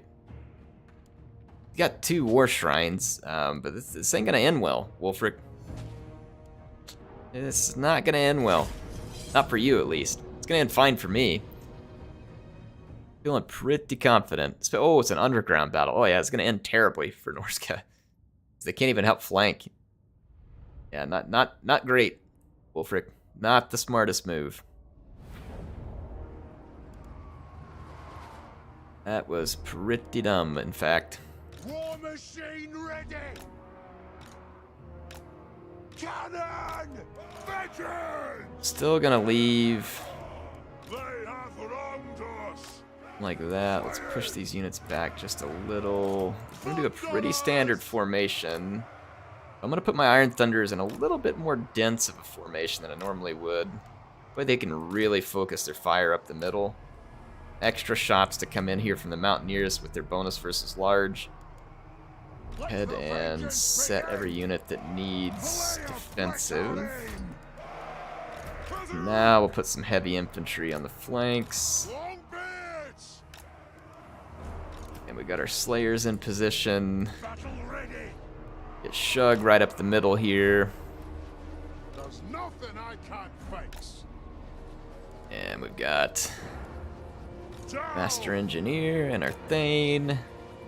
The clans unite. Yeah, here we go. Alright, so let's put all these units in a hard group. Group my gyros. I'm gonna go start shooting up. There we go. Let's move up. Use this slope right here. That'll give me an excellent firing position. I'm gonna go start wrecking mammoths. They do not have any skirmishing capability, so I can either kill mammoths or I can kill Wulfric.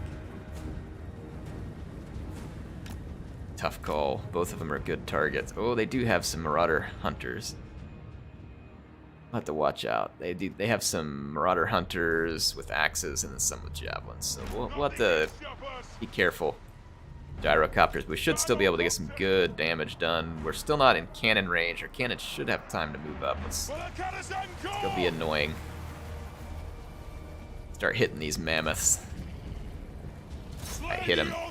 I gotta watch the enemy's range, so we'll take a shot, back up, rinse and repeat.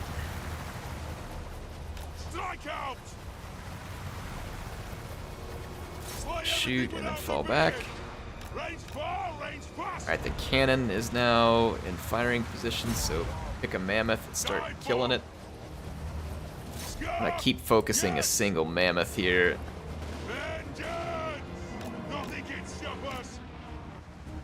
I'm gonna keep falling back just out of range.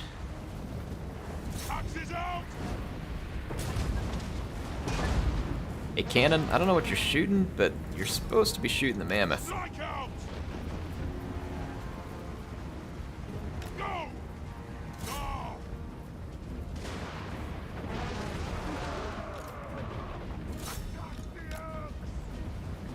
back. Mammoth shouldn't be a very hard target to hit. Alright, now I'm slinging all my artillery towards the mammoths. Some good damage done. Oh, yeah, good stuff. Let's use our Cinder Shell on the Skin Wool. Oh, I forgot to move my gyros. Back up. Oh, I don't know what that ship was there from Wulfric. That was pretty poor usage of it.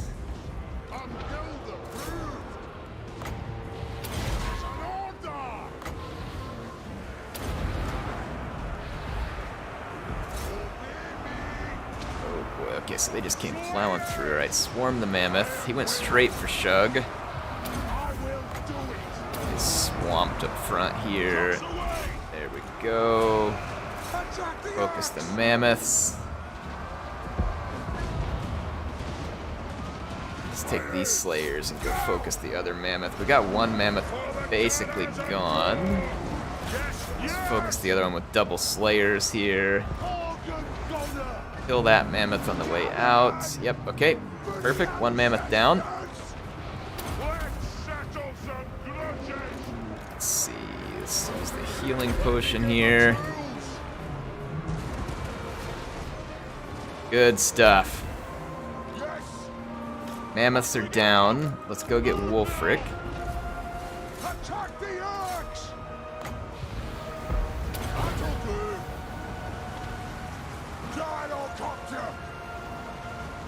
Swing over here and start shooting Wulfric.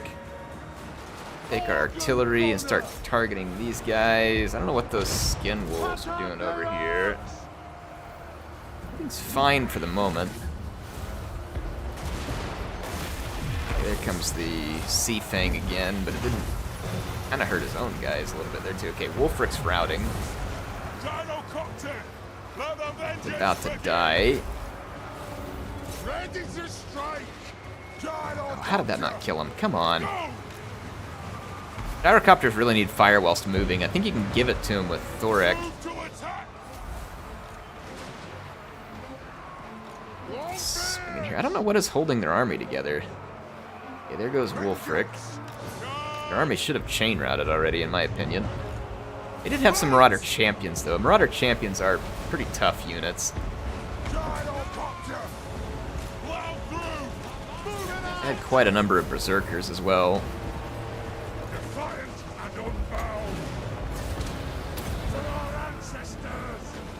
Oath and Steel over here. Right, well, that did not end well for Wulfric the Wanderer. He lost both of his mammoths, lost himself in the process. That was definitely a painful loss for his army, and I can't say that I'm disappointed by his army taking a painful loss. In fact, it makes me rather happy. Let some of his guys get shot while they retreat, because they deserve no less. The Iron Thunders rack up a few extra kills. George says, love your videos. Thanks, George. Appreciate you being here tonight. Tuso, good to see you too. When will you do a community night? We can do one next week. I just wanted to play some more campaign tonight, because I was a little too tired to get my brain focused on multiplayer, but we can do one next week, Tuso. If you're wanting to join in, one in next Thursday. So, there we go. The World Walkers, no longer walking the world, but the vampires might be able to help them walk the world again.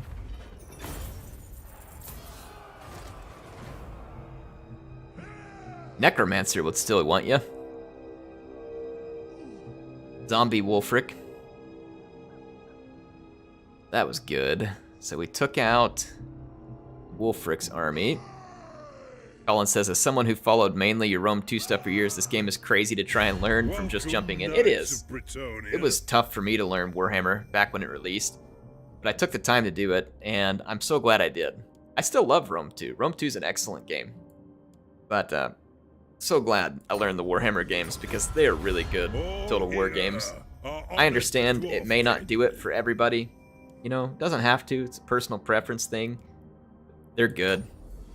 They're good. If you take the time to learn it, I think most people would tend to find out that they are indeed really good Total War games. And I think in the end, the Warhammer games will actually be really good for Total War in general. because I think it's going to do good things for the historical campaigns, or sorry, the historical games eventually. I think they're going to take some of the stuff they learned from this, some of the stuff that makes this game really replayable and fun, and I think they're going to put it in the historical games. Yes. You know, to the degree that it makes sense, right? I don't think they're going to like suddenly make the historical games ahistorical and fantasy. I'm just saying, I think they're going to do things in them that people would really enjoy. Grimnir is with us. Let's go, lads! Let's see, Charles, holy cow. Says thank you, Air. Well, thank you, Charles. I don't know what I did to get so much of your support tonight, but thank you so much for being here and being so supportive. Vengeance. Awesome viewers like you, Charles, that have made this so much fun for me all these years. You know, just I love making videos when people tell me that they enjoy it, and it makes it a lot of fun. I thoroughly enjoy making videos for folks. It's gonna auto-resolve this one. Easy, just get rid of Wolfric with low losses here. Let's do this right here, get some extra growth for a few turns and Kislev. Alright, so we got rid of the Wanderer and his troll. Thanks again, Charles. Alright, Darth Vegan says, I like Warhammer series because there's so much variety. Yeah, me too. And honestly, there are some ways they can take the variety from the Warhammer series and they can put it into the historical games without making them ahistorical. So that's one of the reasons why I think that Warhammer in the end is actually probably a good thing for the historical series of Total Wars. I think that it is going to result in them becoming better games over time. I'm excited about it. I think it's going to be a good thing.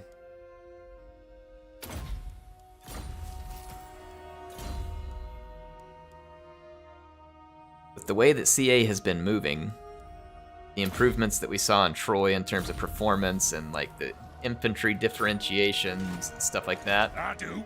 their ability to take factions that would be pretty similar to each other and actually make them fairly different, I think that it bodes well for historical Total Wars. Again, I know Troy isn't a historical Total War, right? There are aspects of it that are, there are aspects of it that are not. But I do think in the end it's going to be a good thing. Need to get Rune of Slowness with Shug here. There's some other upgrades I want to do, but we definitely need the Rune of Slowness. Let's see. Spread Public Order, Deadly Blade. Jump Deadly Blade. And let's see. Mission's a good one. And Zufbar 42 pounders. Master of Runecraft. Excellent. Here we go. Warhammer really revitalized the Total War series. Rome 2 was just bad years, and Attila was pretty mediocre. I agree. Rome 2 was a massive disappointment at launch. It's pretty good now. I think it's a fun game. I still enjoy playing it. It is certainly not a bad game. But I agree. I think Warhammer revitalized the series, kind of put new life into it. The series definitely needed. And I think ultimately, as I've been saying, it's going to play out good for the historical games. CA making a bunch of money on Warhammer and learning lessons from it is only going to be good for the historical games in the end. Because they will learn ways to improve, make it better.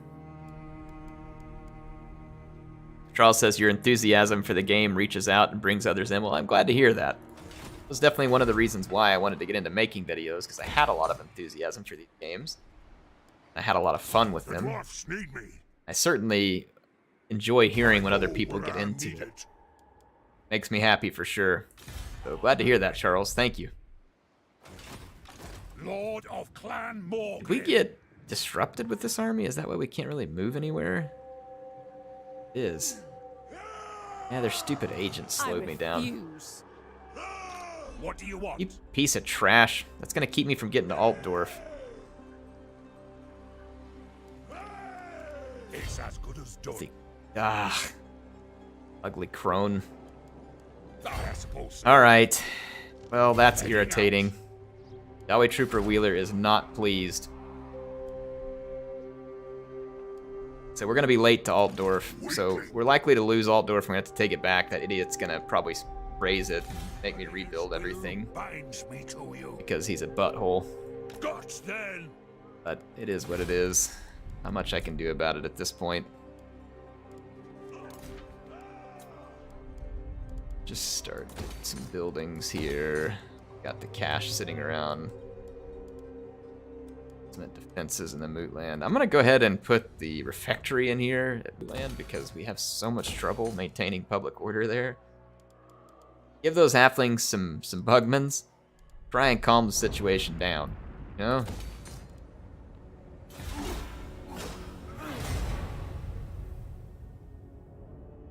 Alright. Have some fun here. Alright, here's the battle at Altdorf. No way to win this. I mean, he's got a dadgum dragon. That's a lot of Blackheart Corsairs. What kind of equipment would he be bringing? Would it show us? I don't think there's a way to win it because I don't have enough firepower to bring the dragon down quickly. Which means it'll be over, and Malekith is a very tough customer anyway. Usually, oh, I think he's got the Sword of Cain as well. Yeah, that we were definitely not winning that. Here's Dollar Store Rekarth here with Recall. Coming into Isleheart while we're busy. Hey, have your fun, Druki. I've got a second army on the way, and something tells me that you're going to be having a lot less fun when there's 2 Dawi armies to prevent you from doing your little raise and run game here, okay? So enjoy it. Just enjoy it while it lasts. Enjoy all those sensations. Because they're all about to stop. Piece of lead right here.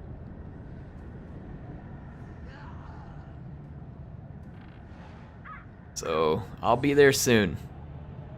Keep raising. I'm reloading.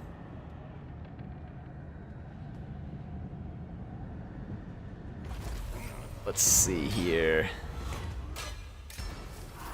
Let's see. Alright, which Druki can I kill? I really want to kill some Druki. Please tell me there's a Druki army that I can kill right now. If you say so. Yep, there is. Alright, so Dollar Store Rekarth is in range. Could hunt down Malekith, but Yes. I've got Dementia on the way to catch up with Malekith. Forwards. Iron-willed. Alright, let's go knock off Dollar Store Rekarth over here.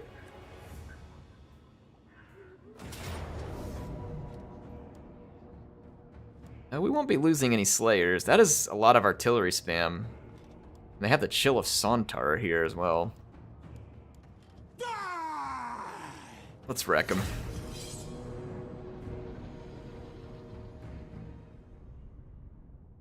I think how to deal with those stupid bolt throwers. I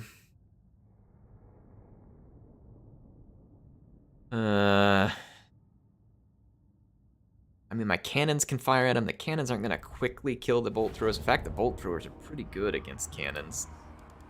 We'll want to start our cannons out of range. Ideally, out of range of the bolt throwers at least. We demand blood.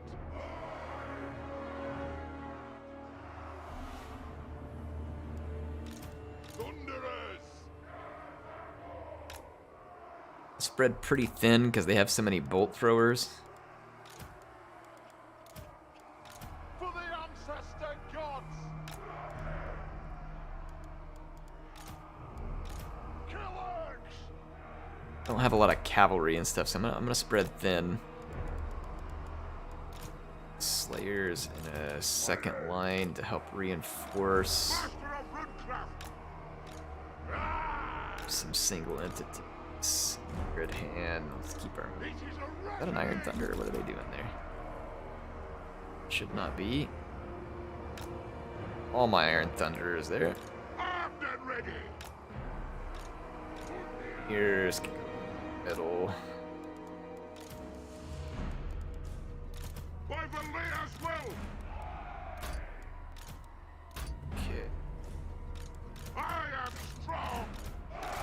All right, let's do this. So I'm gonna start by attacking bolt throwers. They're gonna have to move their bolt throwers forward. Moving their whole army, so now I'm gonna move forward. Now that their bolt throwers are moving, I'll move forward as well. I just don't want them to get free shots on my infantry right from the beginning.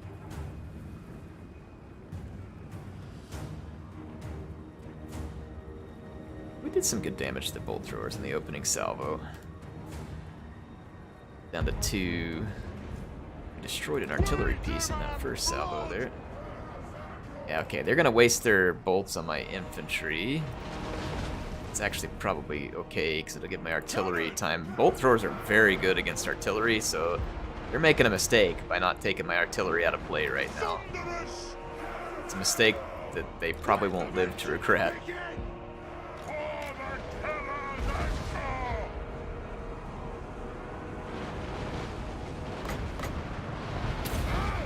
gonna slowness up there.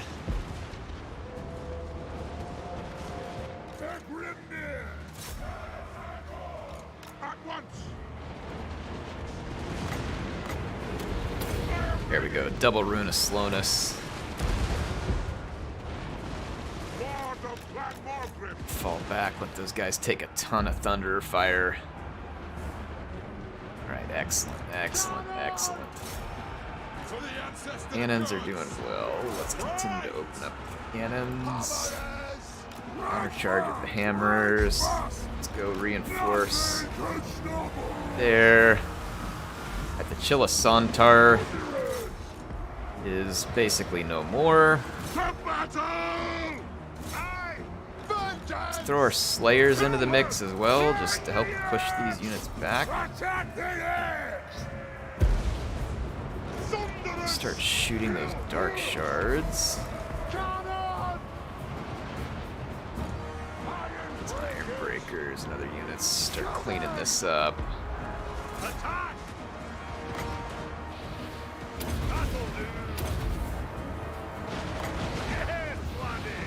Protect some of these guys. All right, things are looking good. Things are looking good. Repeat gate guard. Dug through those guys. Their lord's still alive here, that high beastmaster, but I don't imagine he's gonna be alive for much longer. Because they chose not to fire at my cannons, they took massive damage to their bolt throwers. So again, huge mistake on their part. Ooh, that was a black arc right there. Yikes! Why did they get that at the last second? They didn't have it earlier. Must have had an initial cooldown or something. Look at them getting to use all this black art crap after they've already routed. CA, please. Alright, there we go. Alright. Dollar Store Rakarth dealt with. We got some vengeance here. Repaid some grudges. Cowards flee, send some bullets after them. Indeed, Warner. I love sending bullets after these Slaaneshi wannabes.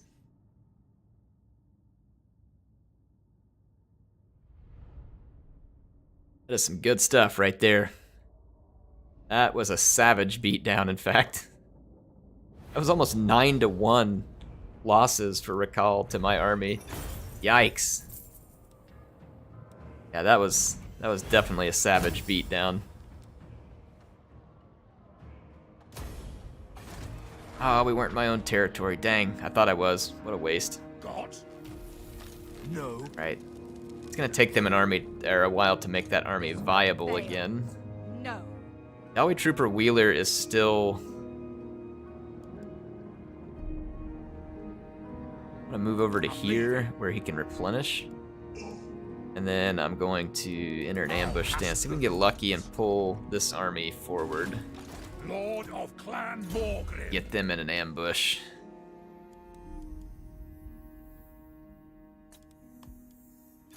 Quicker healing. Let's see what we got here. Damping. Excellent. All right. And we've got Dementia, who is basically one turn away from getting into Druki territory. They're about to pay a very dear price for their grudges here. Grombrindle, man, he's got some campaign movement range right there. I love it. Alright, we've now got 3 armies up north. So I'm feeling pretty good about things. I'm gonna take this army. Do I dare go up here to Dawi Pit? I kind of want to, but I also kind of just want Shug to replenish. The replenishment's really bad at Kislev because we haven't built it up much yet. And it's not entirely suitable for us to inhabit, so it really hurts our replenishment rate. But we'll need to build more here to try and continue to make up for that loss of replenishment rate.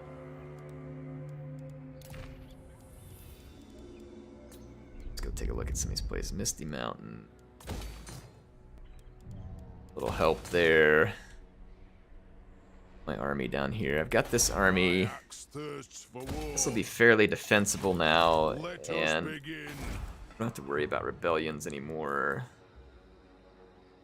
Let's finish building some defenses. Let's take this army over here, because I imagine we're going to have a rebellion. Plus Spite Peak sitting over here. Time for a reckoning. Start moving east a little with John's army.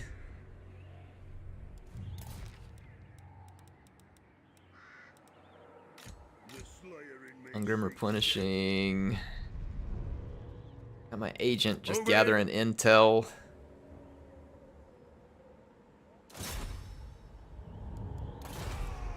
Alright, let's end this turn. Thanks for subbing, Cracked. Appreciate you. Oh. Oh, look at this. It thinks Malekith's gonna win. That's cute.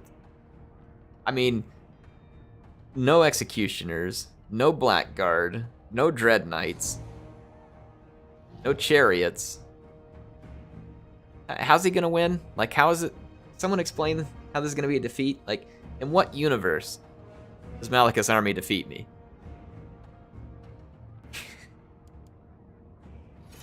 Alright, sure. Whatever. I'm down. I'm happy for the opportunity. Yeah, and some of his units are beat up. Exactly, Daniel. I don't know where, like, sometimes the auto-resolve is, like, too nice to you. Sometimes it's fairly accurate, and then other times it's just high on Warpstone. Like, it's just nowhere near. And this is one of those times when the auto-resolve got a hold of the Warpstone. Because they will not survive this. Like, this survival is just not a thing that's going to happen. The Druki in this battle. Cannon!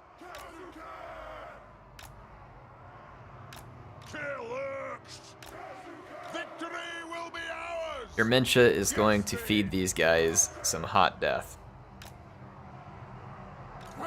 And I am here for it.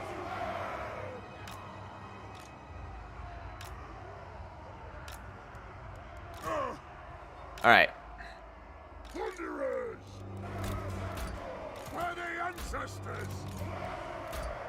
Let's do this.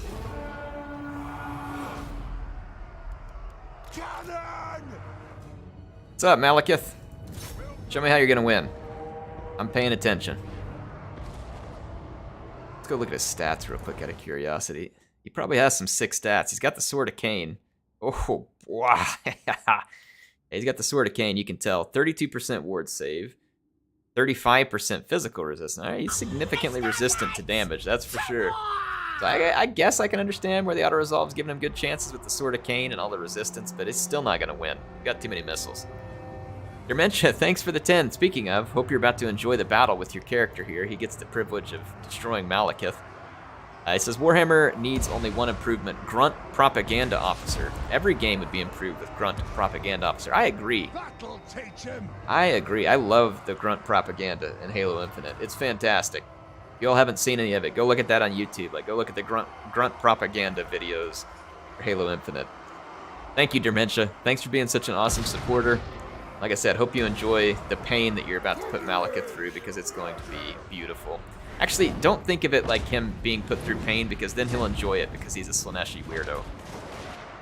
We're gonna give him quick death with very little feeling involved.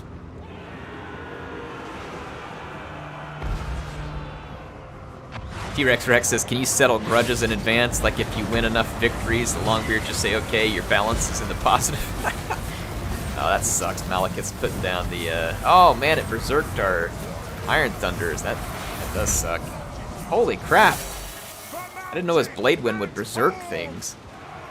When is, oh, was it the Sword of Cain? Never mind, he put the Sword of Cain ability down here. That was what berserked our people, was the Sword of Cain. Alright, he's trying to live up to his hype. It's alright. It's alright. Live it up. Live it up.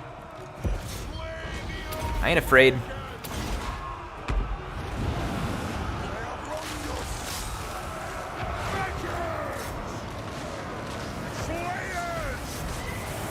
I ain't afraid, Malekith.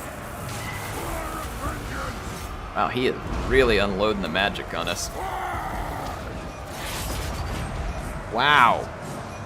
How many spells has he gotten off already? I don't know, maybe I should have been scared of the auto-resolve. Maybe this is one of those times when the auto-resolve had it right. I don't know. Holy cow. He is unleashing it hot and heavy on us here. He is losing a lot of hit points, though.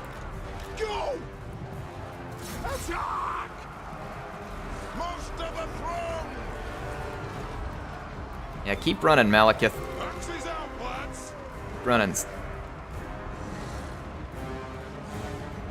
Oh my gosh, man, he just doesn't stop.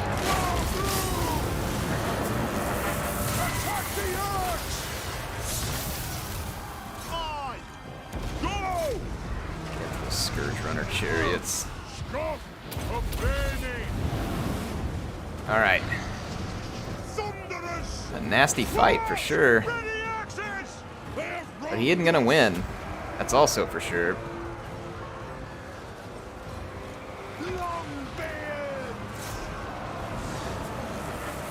I cannot believe his cycle time on spells. He is getting spells off like every couple of seconds. I mean, that is bonkers. That is mad. Look at him. Look at him go. Like, Malekith is throwing spells like they're going out of style. Holy crap.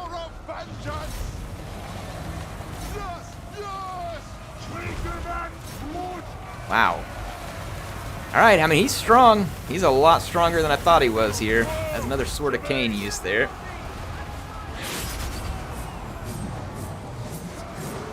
I have never seen something throw this much magic at us in a single battle. Like, even Balthasar would struggle to throw this much magic down in a single battle. Like, that is pretty obscene. Wow. I mean, he has the Sword of Cain, so I expect him to be pretty tough, but like the amount of magic he slung was just like out of this world.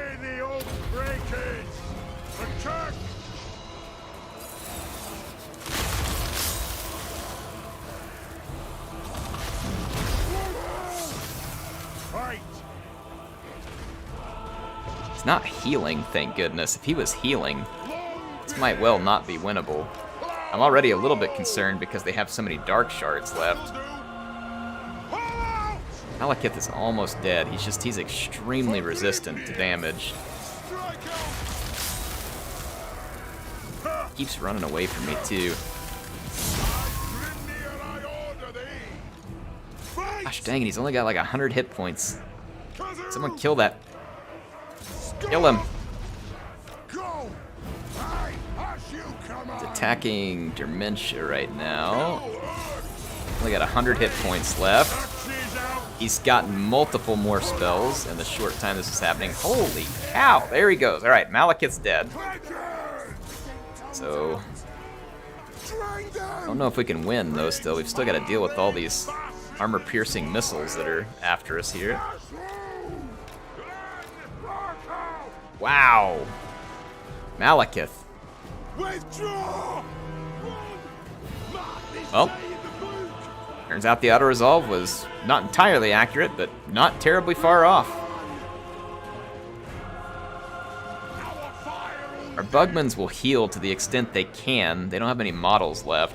And I think the AI is going to run out of ammunition before they're able to be terribly effective here. They're shooting at my lords, which is good, because I think they might be healing. I don't know. They're going to run out of ammo before they can finish the job. I gotta keep my Bugman's Rangers back from the battle, because like I said, they'll slowly regenerate a few hit points. Okay, the crossbows are running out of ammo. Let's go for the Shades. Boy, they are ripping into Dementia here. He's healing, but they're taking hit points off of him at a pretty rapid clip.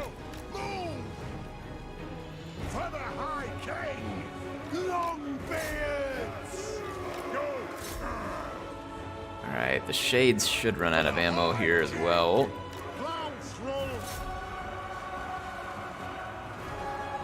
And we should see a chain route here any moment. They probably should go ahead and chain route because, I mean, there is no realistic way with that much ammo left that they can kill my army. Wow.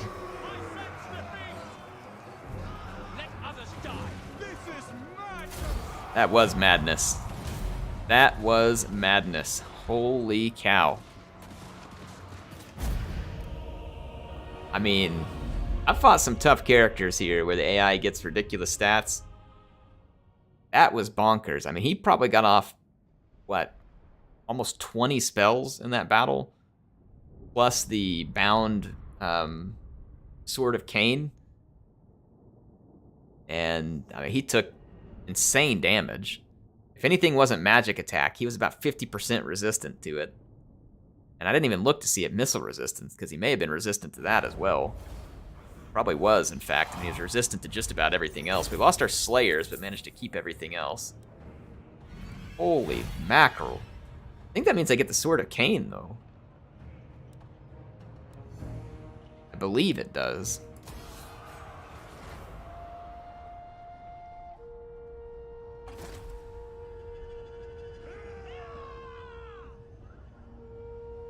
Dementia says, I'm not picking up that sword. The Elgi can have it in hell for all I care. Okay, it is your character. So Dementia says that he does not want the sword. He's basically using it to bury them with. He's going to dig the hole and bury them, and bury the grudge with them.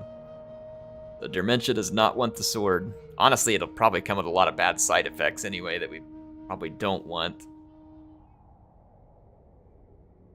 Slayers bravely fulfilled their oaths. Yes, they did. A lot of our troops fulfilled an oath during that turn-in.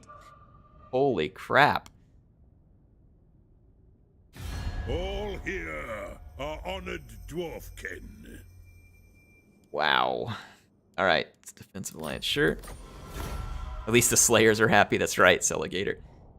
Yeah, the Slayers are happy. They are pleased with the way that that ended. All right, Dementia does not want the sword, so we are going to return it.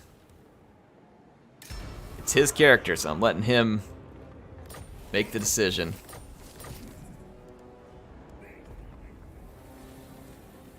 We did reject it, right? Yeah, we did. Okay. Let's hope I didn't click the wrong one there. That was pretty nuts. Summon me. Wow. If you dare. That was a fight right there. That was a fight, folks. Let's get the replenishment boosted here, and let's grab some more Slayers. Whew. That was interesting. I'll tell you what, though, that was fun. I love big battles, and Total War lived up to its name right there. That was Total War. That was Total War. Look at the Druki fleeing now. Yeah, where are you running to? Come on. Came around and wanted to play. Let's play. Let's play, uglies. Celigator says, no true Dawi would pick up that fancy toothpick the Elgi call a sword. I love it. Oh, that's good stuff. I love the role-playing you are getting into here with the Dawi. That's fantastic. That is true, probably. The dwarves would probably be too stubborn for that as well. I can see that. Like, that totally seems like a thing. Alright, they set up in a defensive position. A lot of good it's going to do them. I own the range advantage and can start shooting them from the moment the battle starts. So, nice move. Idiots. Alright, here we go. Let's get set up.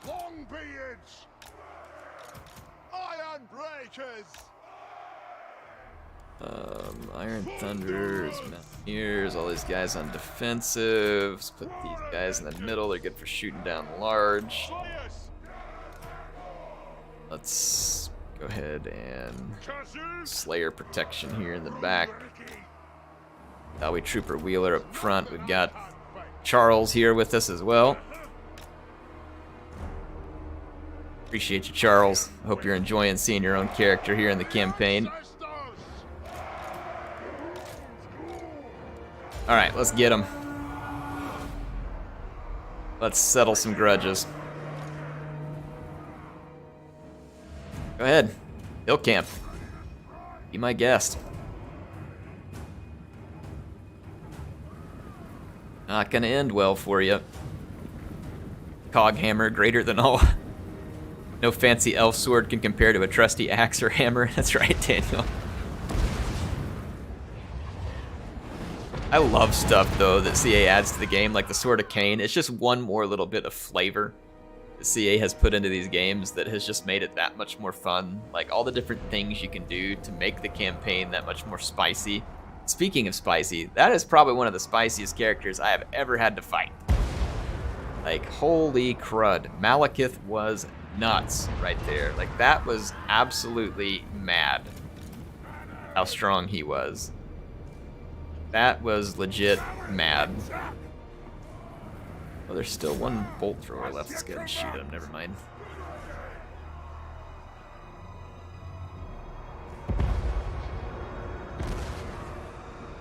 And take that bolt thrower off the field. Oh yeah, they took some gruesome damage right there. They should rout. There they go. I'm gonna start targeting some dark shards. So Charles has opened fire here. Let's start targeting those Scourge Runner chariots. I think. Oh, he has anti-infantry. I'll still shoot at the Scourge Runners for now.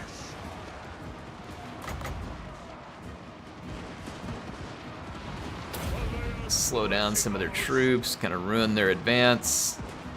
I don't have any large targets to shoot at right now with the Mountaineers. I'm just gonna let them fire. In fact, I might use the Mountaineers to kind of counter some of the dark shards.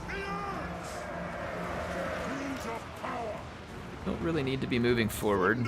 We're in range just fine.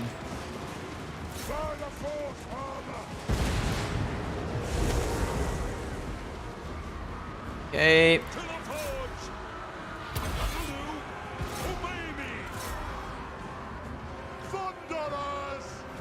Those guys aren't really doing much to those units. Let's buff this flank and help ourselves fight through here. Buff some of those units, throw some more ammo over here. Excellent. Rookie are taking a good old-fashioned beatdown.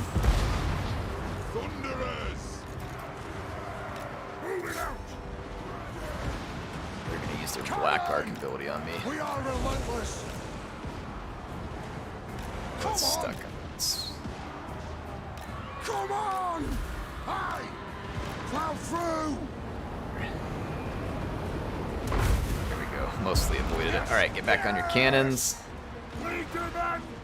Start popping these dark shards. Those dark shards are absolutely wrecking me over here. Can't quite reach them. Wrath and Ruin, I'll try.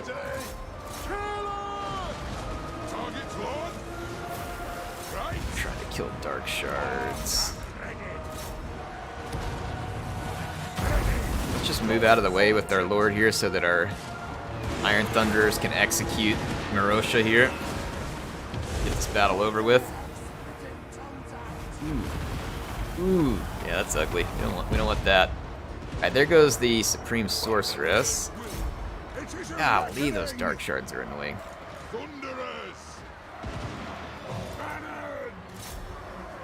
Alright, somehow their bolt throwers came back and started shooting again. See, that was annoying.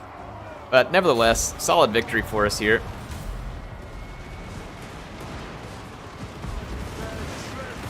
Guns overcome the Druki. Slaanesh is sent packing and full of lead. That's going to be all the time I have for tonight, folks. I am out of time. I do hope you enjoyed the stream. Thank you so much for everybody who supported with the super chats tonight. Thank you, and I appreciate all of you who are here to view and lead a very fun conversation. When I started this stream, I was very tired, didn't know how I was going to stay awake. I had a fun night, as I always do. I will be streaming again next week on Tuesday. I hope you all have a happy new year. Stay safe. Enjoy the celebration. Have some fun, though. Forget all the nonsense that goes on in this world. Have a good time tomorrow. Everybody ring in 22 and have a good time doing it. Enjoy time, friends, family, whatever it is. Like, have a good time. I'm going to do the same. And I will see you all next week with some more streams. Hope you all enjoyed it. Thank you very much. And I will see you next year on stream.